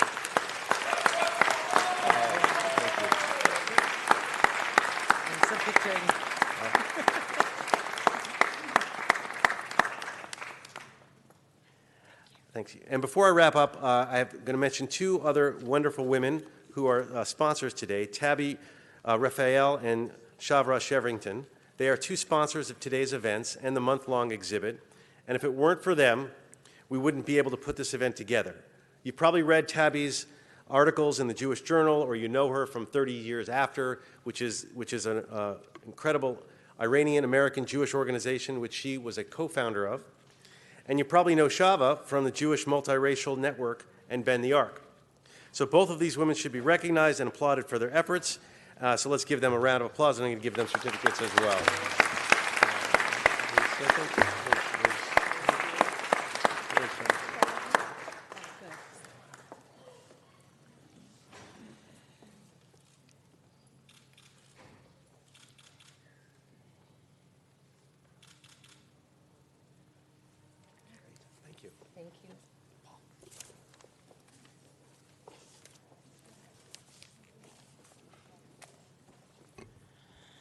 Well, it's my honor today to recognize and celebrate Gina Nahai, a remarkable resident of Council District 5.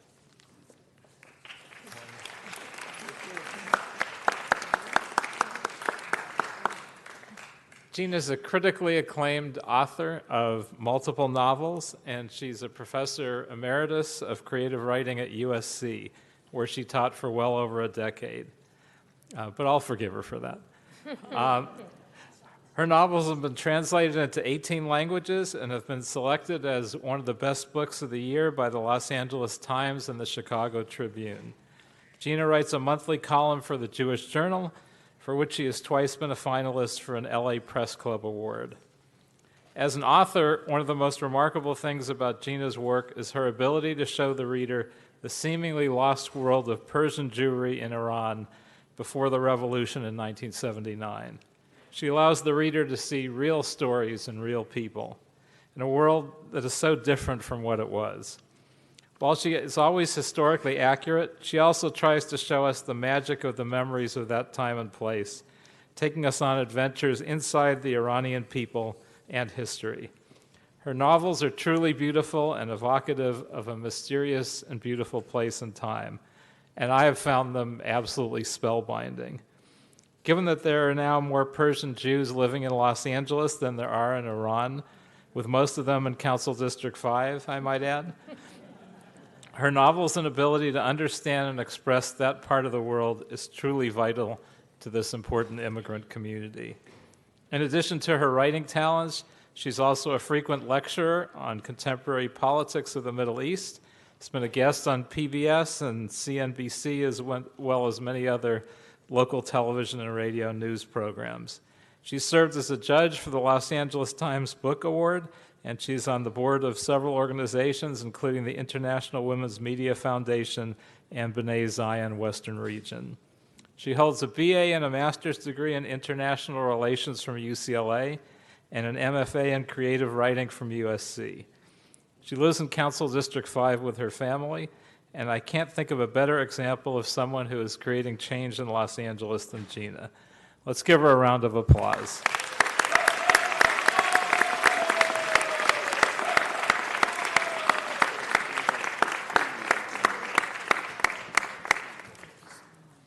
Of course.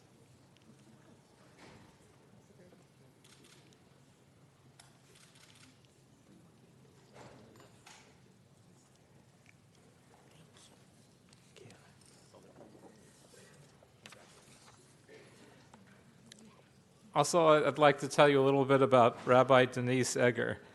As detailed in the Jewish Heritage Month exhibit, the 5th District is also proud to celebrate and honor her. Rabbi Egger is the founding rabbi of Congregation Kol Ami, West Hollywood's Reformed Synagogue, which, of course, I enjoyed being an occasional visitor to that congregation with some frequency when I was a West Hollywood City Council member. Rabbi Egger believes that activism is an important part of her rabbinate, and which is showed clearly through her leadership activities. In particular, in June 2008, she had the honor of officiating at the first legal wedding for a lesbian couple in California. She was the founding president of the Lesbian, Gay, and Bisexual Interfaith Clergy Association, in addition to many more leadership roles in the area of equal rights for all, both in the Jewish community and the community at large. She also served as president of the Southern California Board of Rabbis. And so it's my honor to recognize her and present her with a certificate.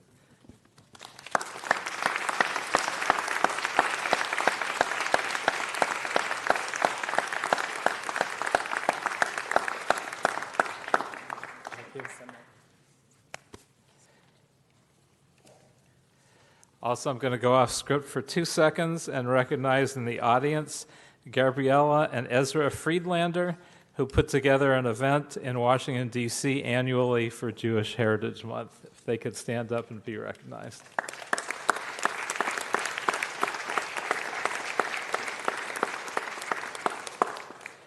Finally, I also want to thank our sponsor, the UCLA Alan D. Leviu Center for Jewish Studies, a world-class research center and intellectual hub for the study of Jewish culture, religion, thought, literature, and so much more. Thank you for being a partner for Jewish Heritage Month.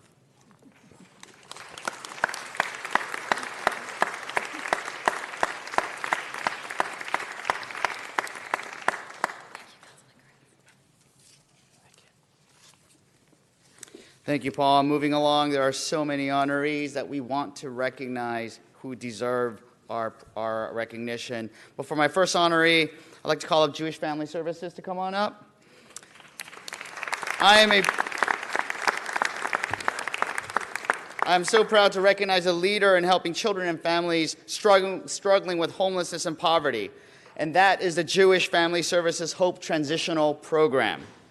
Jewish Family Services, as stated before, history dates back to the city's very beginning as a Hebrew Benevolent Society in 1854. It was the first charitable organization in Los Angeles when Los Angeles had fewer than 2,000 residents. Today, the Jewish Family Services Hope Transitional Team is a beacon of light to children, families, and victims of domestic violence.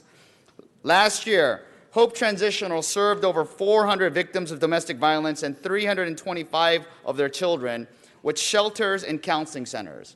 93% of the folks who entered into these shelters moved on to permanent housing, and 100% increased their income through employment. Their work is critical to our city and its people, and I am proud to present this commendation to the Jewish Family Services Hope Transitional Program. Thank you.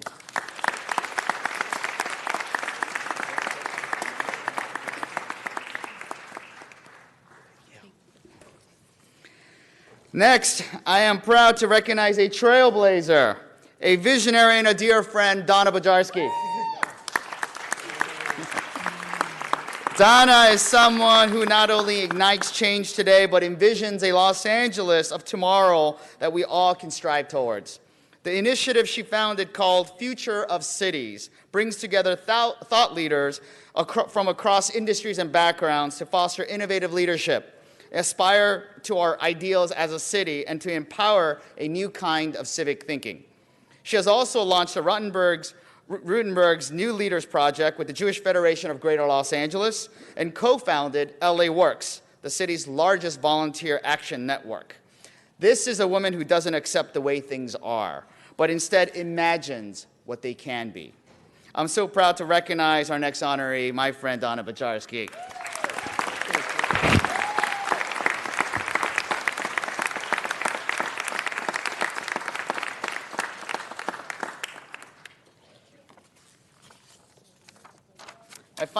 My final honoree is Frida Berger.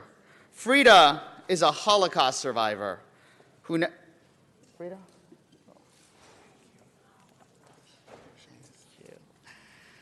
Frida is a Holocaust survivor who never lost her faith or her spirit for helping others. Even in Auschwitz, Frida was known as a go-getter. She served food to thousands of women and always held fast to her faith. 2 decades after being liberated by American troops in 1945, Frida moved to Los Angeles, where she and her husband ran a meat market. For decades, and to this day, she continues to serve and support, cooking for the homeless and helping those in need. I am honored to present this commendation to Frida Berger.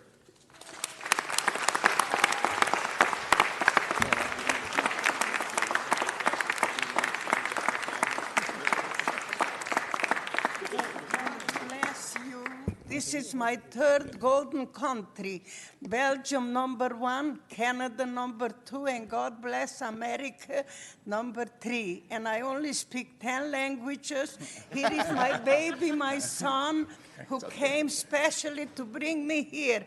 I'm only 94, but I wish you the best, and I work like somebody who is 20. God bless you. Thank you. Thank you.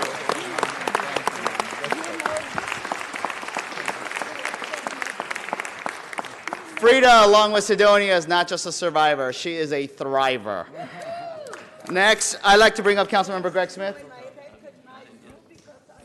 Thank you, Mr. Rue, for putting me behind Frida. Appreciate that.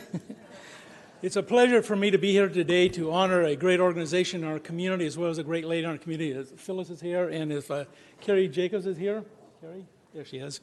In 1893, Hannah Solomon attended a conference in Europe called the World Parliament of Religions.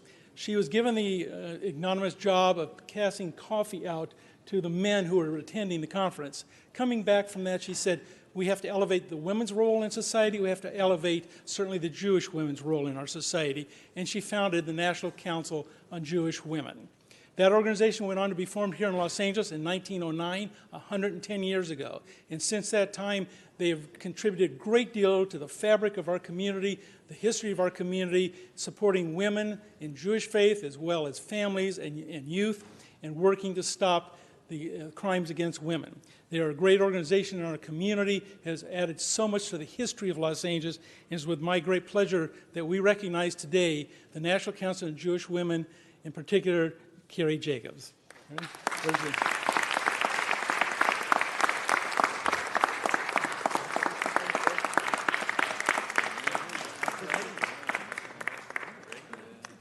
Thank you very much. And the second one is a woman who's a very personal friend of mine for a very long time. We met prior to her employment here in the City of Los Angeles. She joined the City of LA in 1988 as the planning deputy for my predecessor, Councilman Hal Burnson. She went on to serve me as 8 years as my chief as planning deputy and to work over the years, particularly with Hal Burnson, in the Plum Committee, which we all know is really the front line of battles in the City of Los Angeles. She became probably one of the best known planning deputies in the history of the City of LA. We did, under her term, the Porter Ranch Plan, which is still a plan being built today. Some 30 years later, it was recognized as one of the finest planned communities in America. She contributed to the rebuilding and redesign of the Van Nuys Airport, numerous projects in my district, went on to serve Mitchell Englander, and for her service with Mitchell Englander when she retired, the council district staff at District 12 named an entire wing of our office in our district office the Phyllis Winger Wing. She is a dear lady that continues her commitment to the Valley. She is working now on our project, which is tomorrow, is a recognition luncheon for police and firefighters, and she is truly a gem of the City of Los Angeles, and it's my pleasure to honor Phyllis Winger.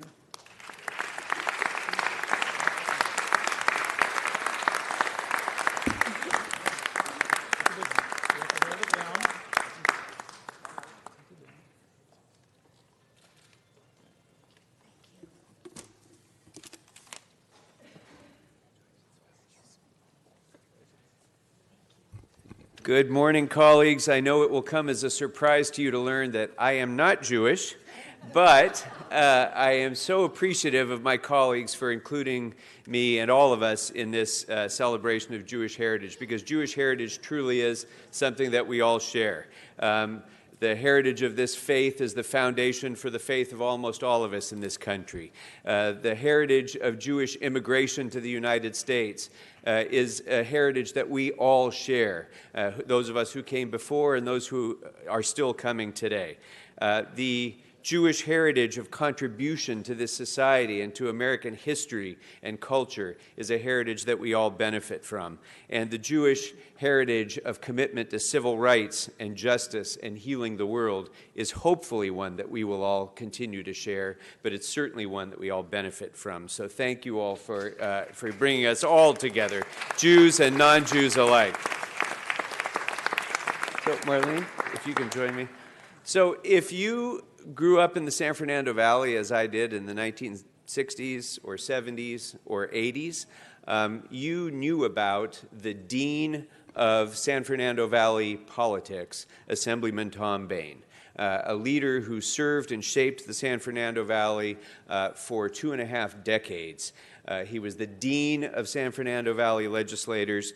He was the author of the Bain Civil Rights Act, hate crimes legislation, expanding health care opportunities for Californians, and was such an influential member of the California State Legislature and a longtime chair of the Rules Committee that even today, when you go to our Capitol and visit the Rules Committee room of the State Assembly, you'll see the plaque honoring Tom Bain, who the Rules Committee room is named after.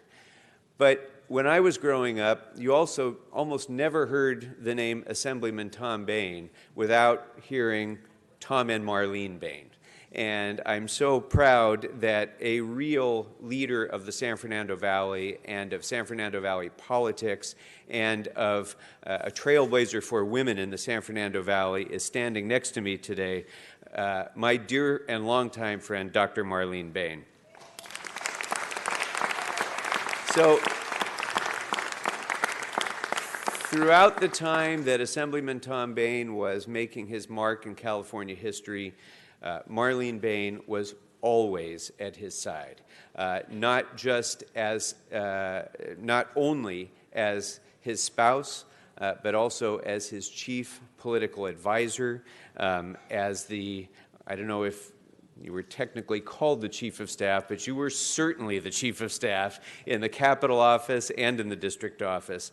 And when I was 19 years old, it was Marlene Bain who gave me my first job in politics when you were 25, I think, right. Actually. It was, so for the last 40 years, Marlene Bain has helped to shape my life and so many of us who've been involved in democratic politics in the San Fernando Valley.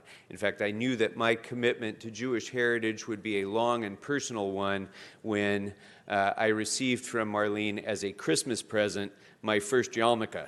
And I knew that that was a profound statement that would stay with me for a long time. But Marlene Bain really professionalized political campaign consulting. She professionalized political fundraising. She was a historic leader in both of those areas and helped shape what we all take for granted now today. She's been one of the most important female leaders in the Jewish Committee for decades, including important positions for the Jewish Home for the Aging, with the executives and the Board of Governors there. She was chair of the board of the American Jewish Committee. She was working with the National Association of Jewish Legislators for many years, led trips to Israel by decision makers and policy makers throughout our country who got a firsthand look at Israel as a result of Marlene's work. And she was the recipient of the Arabian Award for her San Fernando Valley leadership and the Ira Yellen Award for community service by the AJC, both testaments to her incredible leadership in Southern California. And she did all of this while also spending a lifetime struggling with and suffering from lupus. And she's become a nationally known, recognized leader and advocate in the fight against lupus, and especially has been supportive of the City of Hope and other institutions that have worked so hard to try to battle this disease for those who are suffering from it. So it's my great privilege to be able to recognize the incredible contributions that Marlene Bain has left to the San Fernando Valley, all of Los Angeles, and to the state of California. Congratulations.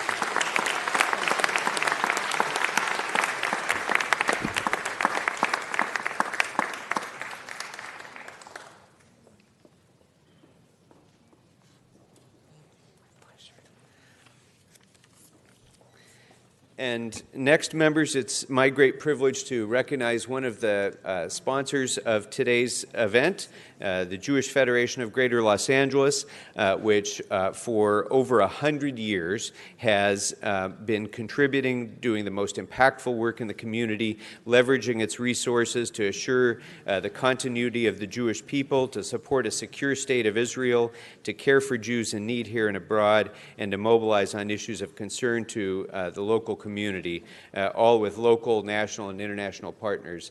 And I will say the Jewish Federation also has sponsored many trips to visit Israel. I was fortunate enough to be able to visit Israel with the Jewish Federation, and it was a life-changing, eye-opening trip, and I'm incredibly grateful for the Jewish Federation for that. And I'm privileged to be able to recognize Alyssa Finston. Alyssa? Thank you. Thank you, Council Member. I'm Elisa Finston, the Senior Vice President of Community Engagement for the Jewish Federation of Greater Los Angeles. I am thrilled to be here today on behalf of the Jewish Federation to recognize and celebrate the achievements and contributions of Jewish women to Los Angeles. The Jewish Federation is very much a part of the Los Angeles Jewish community and the fabric of the community, and we have been around, as the Council Member said, for well over 100 years. Our Federation works with our partners to address the needs of the community and bring together all corners of the Jewish community, both here and abroad. The name of the exhibit that was created for this month-long celebration of Jewish American Heritage Month, Being Deborah, a history of Jewish women creating change in Los Angeles, is very appropriate, as Jewish women have been creating change for a very long time, since Sarah, together with Abraham, began the journey of the Jewish people. As we know, the four founding matriarchs of the Jewish people are Sarah, Rachel, Rebecca, and Leah. There is an idea that each of the four corners of the talit, which is the prayer shawl that Jews wear during prayer, represents one of the four matriarchs. There is an organization called Women of the Wall that actually makes a talit that depicts each of the four matriarchs, Sarah, Rachel, Rebecca, and Leah, represented on one of the corners of the talit.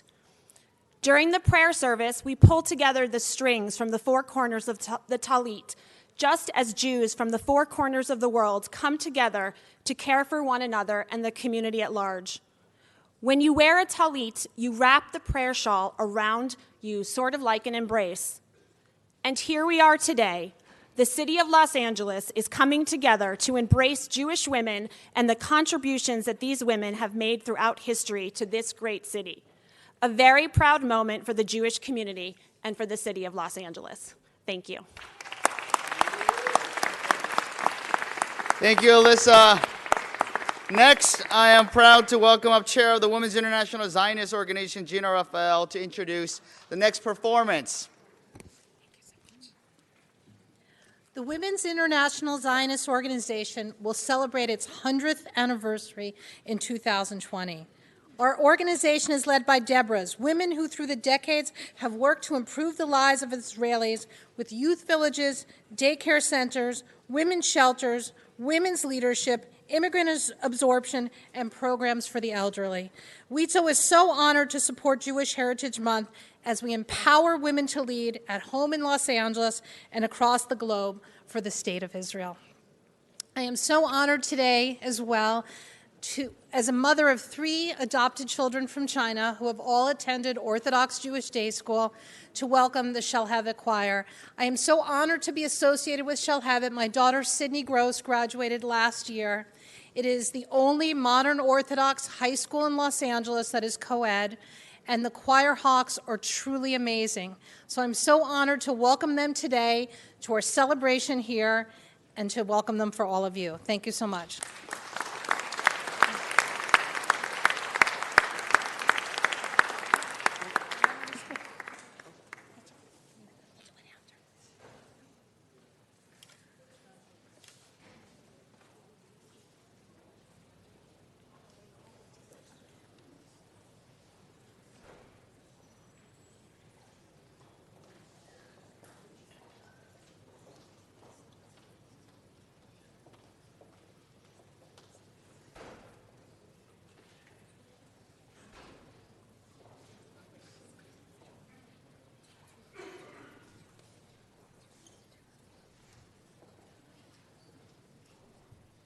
These are the Choir Hawks of Shalhevet High School. We're delighted and honored to be here today with this humongous Jewish community and to be part of it. We were asked to sing something about a Jewish woman, and we realized we didn't know any songs about Jewish women. It's a very famous song about Miriam, really sung by Miriam the prophetess after the Jews crossed out of Egypt. So we made up a new song for today about what Miriam must have told the women and the night before they crossed out of Egypt. They were probably very afraid. They were probably worried about what was to come. And we were imagining what Miriam must have said to the women and maybe to everybody to give them the courage to cross into the future. Oh, where's Andrew? Oh, Andrew, back.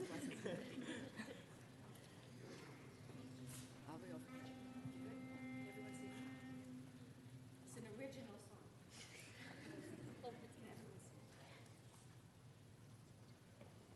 Don't be scared, don't look back, nothing will knock you off this track. Stand tall.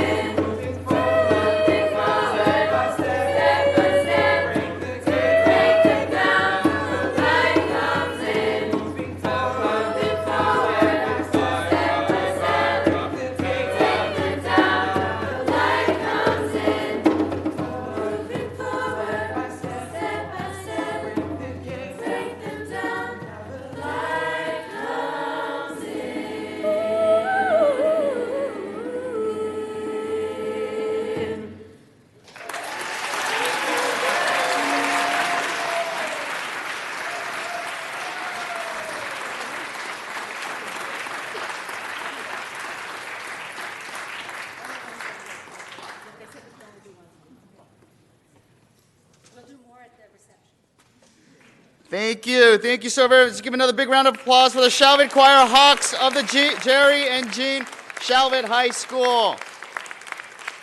And thank you, Council President, for your indulgence. To all my members, thank you so very much. And to all the audience who came today, we made it. You know, it's an incredible feat. 6 council members, city attorney, and Controller Ron Galper all coming together to do this amazing celebration of Jewish Heritage Month. That only happens once a year. And I want to say, Council President, we probably hold the record for the longest presentation. Jewish Heritage Month, which we'll never forget. And as we close, I just want to quickly say that, you know, being Deborah takes its name from Jewish women of history, a female judge of Israel who was just, fair, and courageous. She was a prophet for all Israelites, but I don't know if she even knew or could have foreseen what would happen today. All the Jewish women to follow in our footsteps. And I just want to recognize folks like Renee Weitzer from my office, Adina Bleish, who helped plan this, or those who came before us like Valerie Fields, who worked in Mayor Bradley's office for 20 years, and of course our dear friend Barbara Yaroslavsky, who unfortunately we lost earlier this year. But you know, this celebration will continue in the forecourt, where we will have more performances, where you can meet everyone. You could see the bridge display between City Hall East and West, And with that, I want to say thank you and for celebrating Jewish Heritage Month in the city of Los Angeles. But Council President, while we have everyone here, and before we part, I do have a separate presentation that I think is so appropriate, and I want to bring up Rabbi Rossoff.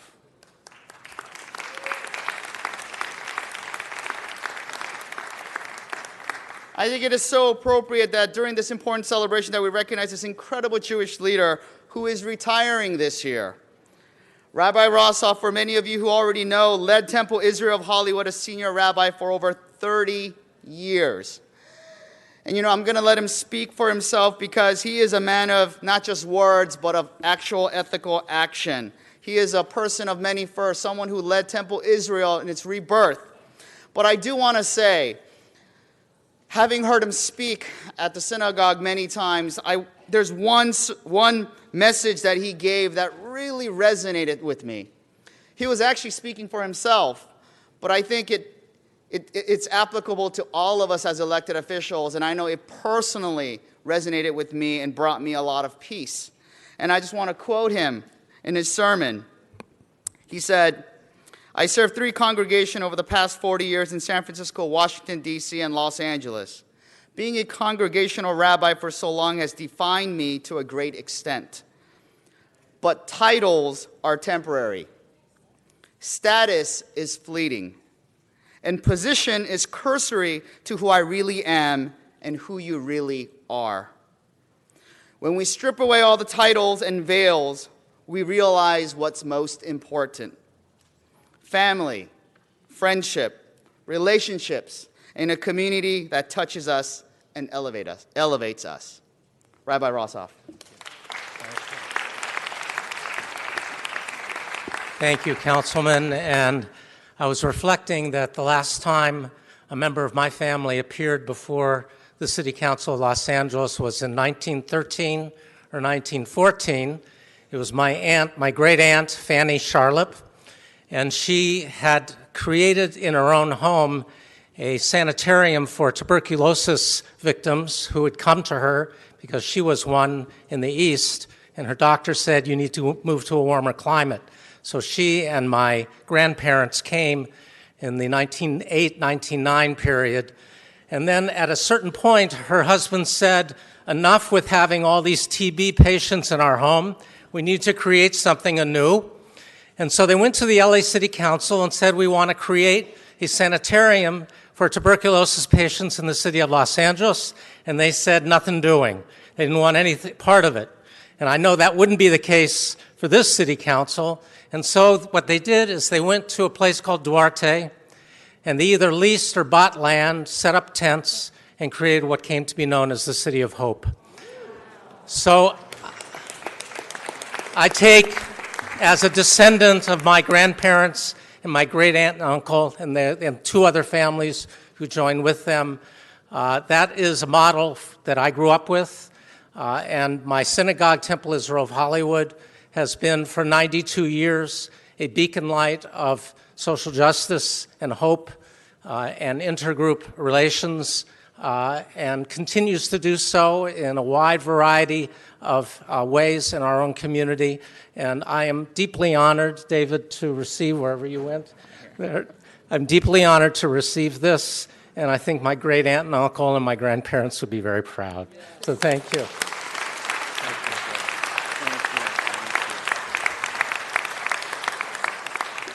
And with pleasure and honor, on behalf of the entire City Council, the Mayor, the Controller, and the City Attorney, I'd like to present this on behalf of your retirement, well-deserved retirement. But we know you're not going away anywhere, and you'll still be around. Thank you. Thank you, Rabbi Rossoff.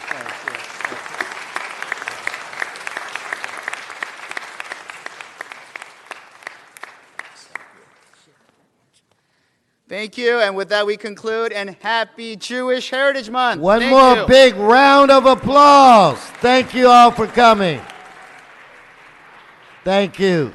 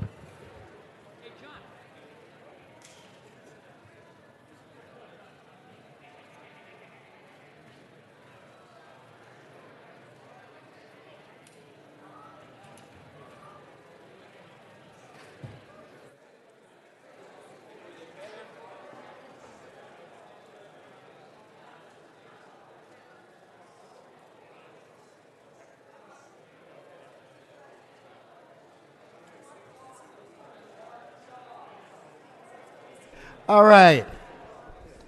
If we can get some quiet, Madam Clerk, I want to go into public comment. If I can get the sergeants to remove the rope, I'm going to call up our first four speakers: Andres Martinez, Michael Bermudez, Michael Contreras, and Ron Herrera. If we could please come up.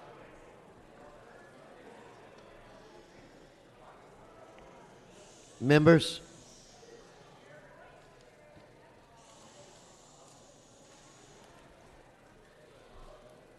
And sergeants, if you could please close the door so we could get some silence. Shh. Let's close that door. Mr. Martinez, the floor is yours.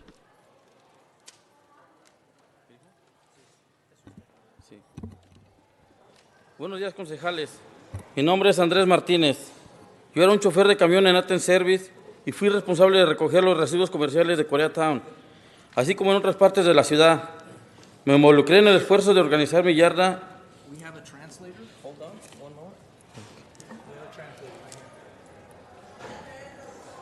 Okay, so.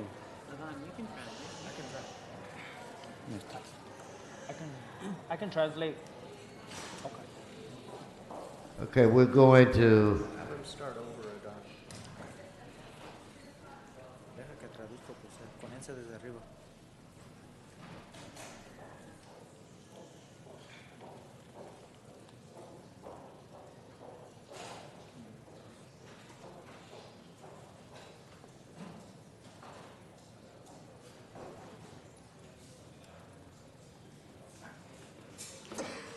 Línea, por favor, para que... Entender, okay. Yes. Testing, testing, testing. ¿Listo? ¿Va a leer todo eso? Sí. Lea usted, entonces. Buenos días, concejales. Mi nombre es Andrés Martínez. Good morning, council members. My name is Andres Martinez. Yo era chofer de camión de Athens Service y fui responsable de recoger los residuos comerciales en Koreatown, así como en otras ciudades. I used to be a driver for Athens Services, and I was also responsible for picking up commercial residue in Koreatown as well as in other parts of the city. De hecho, me uní al comité de negociación para ayudar a negociar los términos del contrato de mi compañía. As a matter of fact, I joined the organization to be able to negotiate with the issues over with the company and the contracts for my job. Desafortunadamente, creo que Athens me despidió debido a mis esfuerzos por organizar nuestra yarda, pero hoy estoy aquí porque todavía quiero justicia para mis compañeros. Unfortunately, I believe that Athens fired me and let me go due to my efforts in trying to organize my group, and I'm here anyway to try and tell you that I want justice for myself and my colleagues at work. Mis compañeros de trabajo merecen un contrato sólido que les brinde atención médica accesible para que ellos y sus familias puedan acudir al médico cuando se enfermen. My colleagues at work deserve a contract that is solid, one that will give them the medical attention they deserve, that is accessible as well as for their families, and one they can go to when they need to in case they are sick. Merecen tener una pensión para poder jubilarse con dignidad y no tener que trabajar hasta que sus cuerpos se rompan. They also deserve to have a pension plan, one that will allow them to retire with dignity, not one that requires them to break their bodies. Y merecen poder trabajar sin temor a represalias. And they also deserve to be able to work without having to face reprisals. Athens Service tiene el contrato de residuos más grandes. Explain to Mr. Martinez he needs to end it now. Got to wrap it up. Hay que terminar su última oración. Su último punto. Athens Service tiene el contrato más grande de la ciudad de Los Ángeles. Y creo que es una injusticia que un contrato, una compañía tan grande de Los Ángeles esté abusando de sus servicios. Athens Services has the largest contract in the city of Los Angeles, and I think it is an injustice to have a contractor with such an important contract in Los Angeles be abusing their workers. Thank you. Thank you. Thank you, sir. Mr. Contreras. Mr. Bermudez, whoever was next. Good morning, Councilman. My name is Mike Bermudez. I am a former truck driver at Athens Services. Like Andres, I became involved in trying to unionize my yard in Torrance because I wanted to provide a better life for my wife and my 2 sons, as well as my brother who also works there. Unfortunately, like also Andres, Athens fired me after I joined the bargaining committee. However, before firing me, one of the managers, Michael Lattermeyer, called me into the back room and offered me an opportunity to keep my job if I agreed to circulate an anti-union petition. Fortunately for me, I was able to land a job with the union company, which means that now I have a voice on my job. And most important of all, I'm able to provide a better living for my family, and I want the same for all my brothers at Athens Services. Thank you. No, thank you. Thank you. I think now, Ms. Contreras. Good afternoon, council members. My name is Michael Contreras, and I'm an organizer with the International Brotherhood of Teamsters. I'm a part of a group of organizers that have been helping workers at Athens Services like Andres and Mike organize their union. However, instead of remaining neutral and respecting the rights of their workers to organize, Athens has engaged in an aggressive campaign to intimidate them. You had just heard 2 stories underscoring this, but sadly there are several more examples to share. Athens has fired workers who were on the bargaining committee. Athens has surveilled employees in an effort to intimidate them from participating in union activity. But don't take my word for it. It's all been documented by the NLRB's general counsel in these charges. This past weekend, I visited a worker at his residence. He and his pregnant wife live in what was converted from a garage into a small place no bigger than 15 feet by 15 feet. He is making around $400 per paycheck. How is a man supposed to support his wife and child on $400? These workers are the backbone of a vital service in our city, and they deserve justice, respect, and the ability to make a decent living. Thank you. Thank you. Mr. Herrera. Welcome, sir. President Weston, city councilmen and women, I'm just here to update you. What you're hearing today is actual testimony from a couple of workers and an organizer that's in the houses of these workers. One of the things that we want to accomplish here today is to let you know that the Teamsters haven't gone anywhere. You haven't seen us around for a little while, but we'll be back in here as this thing escalates, and we hope that it doesn't. And as far as being the principal officer of Local 396, we are willing to negotiate a contract anytime Athens Services wants to. Thank you, Mr. President.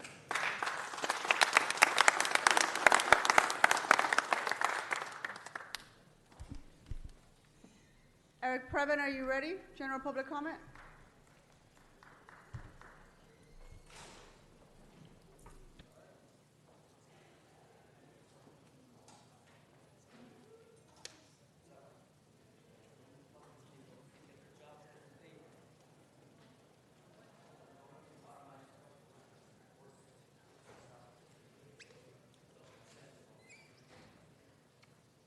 Mr. Previn?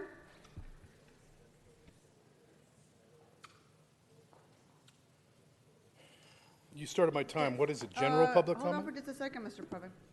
You've got items 1A, items 229 in general public comment. So I'll start with the general public comment because that's what they were doing, Go which ahead. is, you know, I appreciate a good presentation. I think many of us do. But it raises questions when there's a huge item on the agenda today about the budget. You're playing these very strange games where nobody knows there's a budget meeting. There was a 2-hour presentation, and yet still you persist, even though you've been instructed that you violated the Brown Act on May 23rd.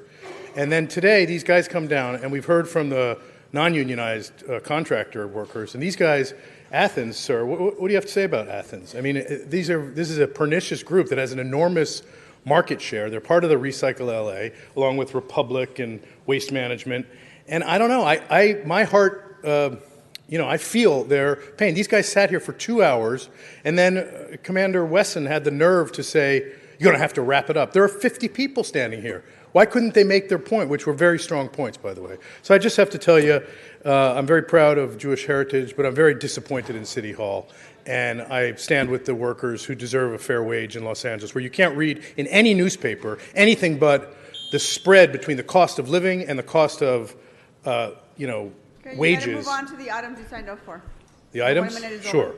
Yeah, no, I'll go to the items right now, and I apologize for, going general public comment first. First of all, kudos to CD12 for wheeling out a couple of prominent naming of streets during an election. Thanks, guys. And the alley team from Mr. Koretz's office and Mr. Marquise Harris Dawson's office. Obviously, fixing the alleys is a critically important part of fixing the roads and the streets in our... Could you move on to the items you signed up for, Mr. Previn, please? I thought I did sign up for those items. You signed up for liens, street lighting item, and the budget resolution. That's it. Yeah, so okay, fine. So the liens, first of all, the liens, I just want to say, nice try. You reduced it, Martinez, by like $8. So that made you seem like a big hero. It went from $9.32 to $9.28. That's insulting to the people. But thank you for reducing it something.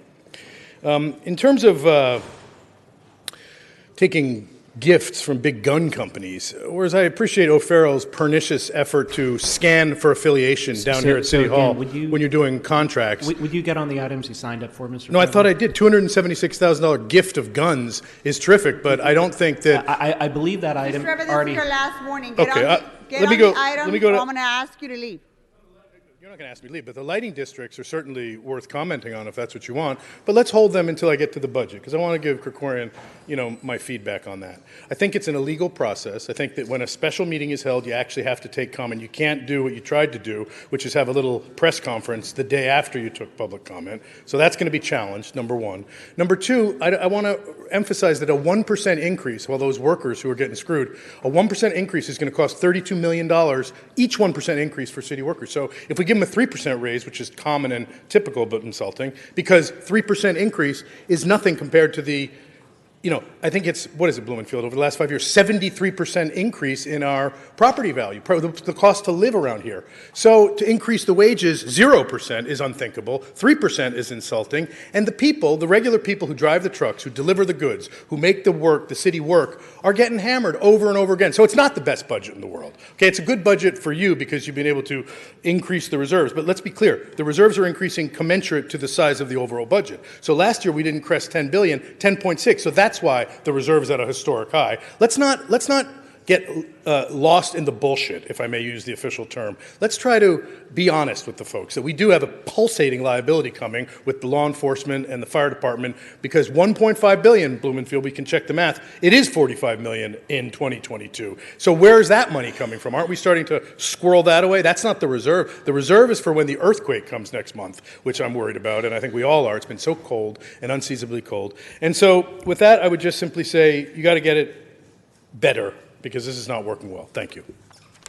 The next speaker, Armando Herman.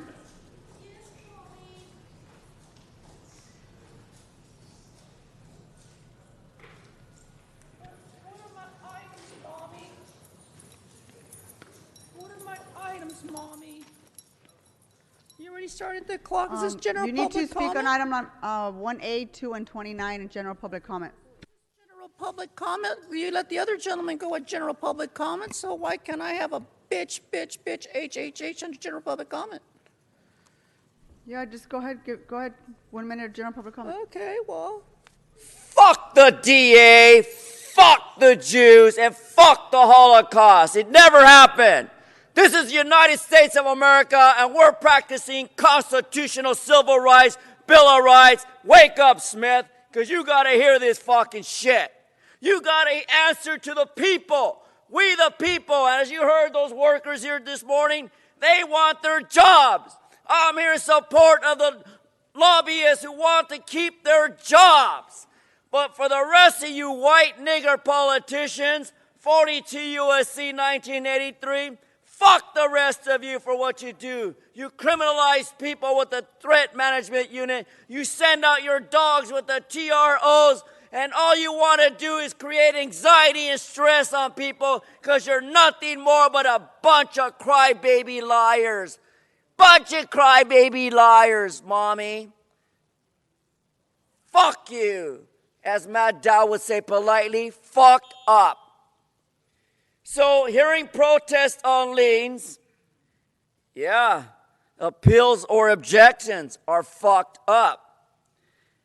Matt Dell, regarding Building and Safety Department's report, he confirmed the issue about your violations of civil rights, dealing with complaints of code violations and annual inspections and costs, making people homeless. Design, pattern, and practice. Design, practice, and pattern. You're an insult. Nothing more but nimbussals who practice the law of code enforcement inspection when you had David Adelman who tried to rape a woman with a drug. Then you have a protest on CD8 where the nigga from the CD8 nigga district was talking about Western Avenue streetlights. But apparently your code and your Proposition 218, Mommy, was not in compliance. So you demanded an ordinance in intention adopted back on March. Well, March 27th is over. That was a holiday. It don't count.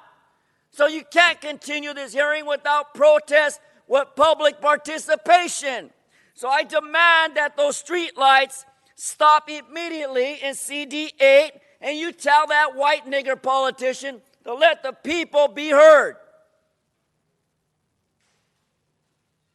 They want to be heard. They don't need street lights. They need money to get out of the ghetto, to get out of the concentration camp, to get out of the village that you created. They messed with the Armando's audio, niggas.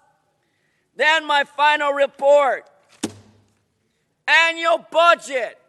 Why did you suppress Eric Previn from the budget the other day? It was a special. It was a special, but Eric Previn wasn't at the budget.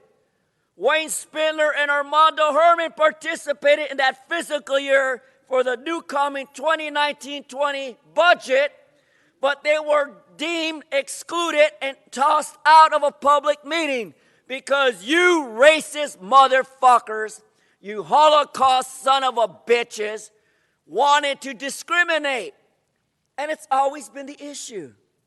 You want to retaliate. How do you do it? You use threat management unit. How do you do it? You get the chief analyst report and you stick it to the public by not allowing public participation. Fuck you.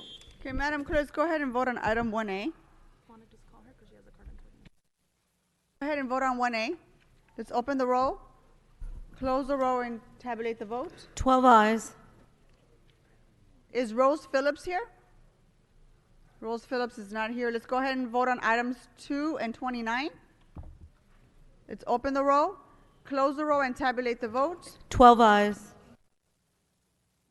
Let's go ahead and send item 29 forthwith. There's one last public comment card, Patricia. There's no one here by that name. Then I'm going to go ahead and close general public comment. Okay, Madam Clerk, what's before us? Council has motions for posting and referral. Posted and referred. Members, are there any announcements? Seeing none, can we all rise for adjourning motions?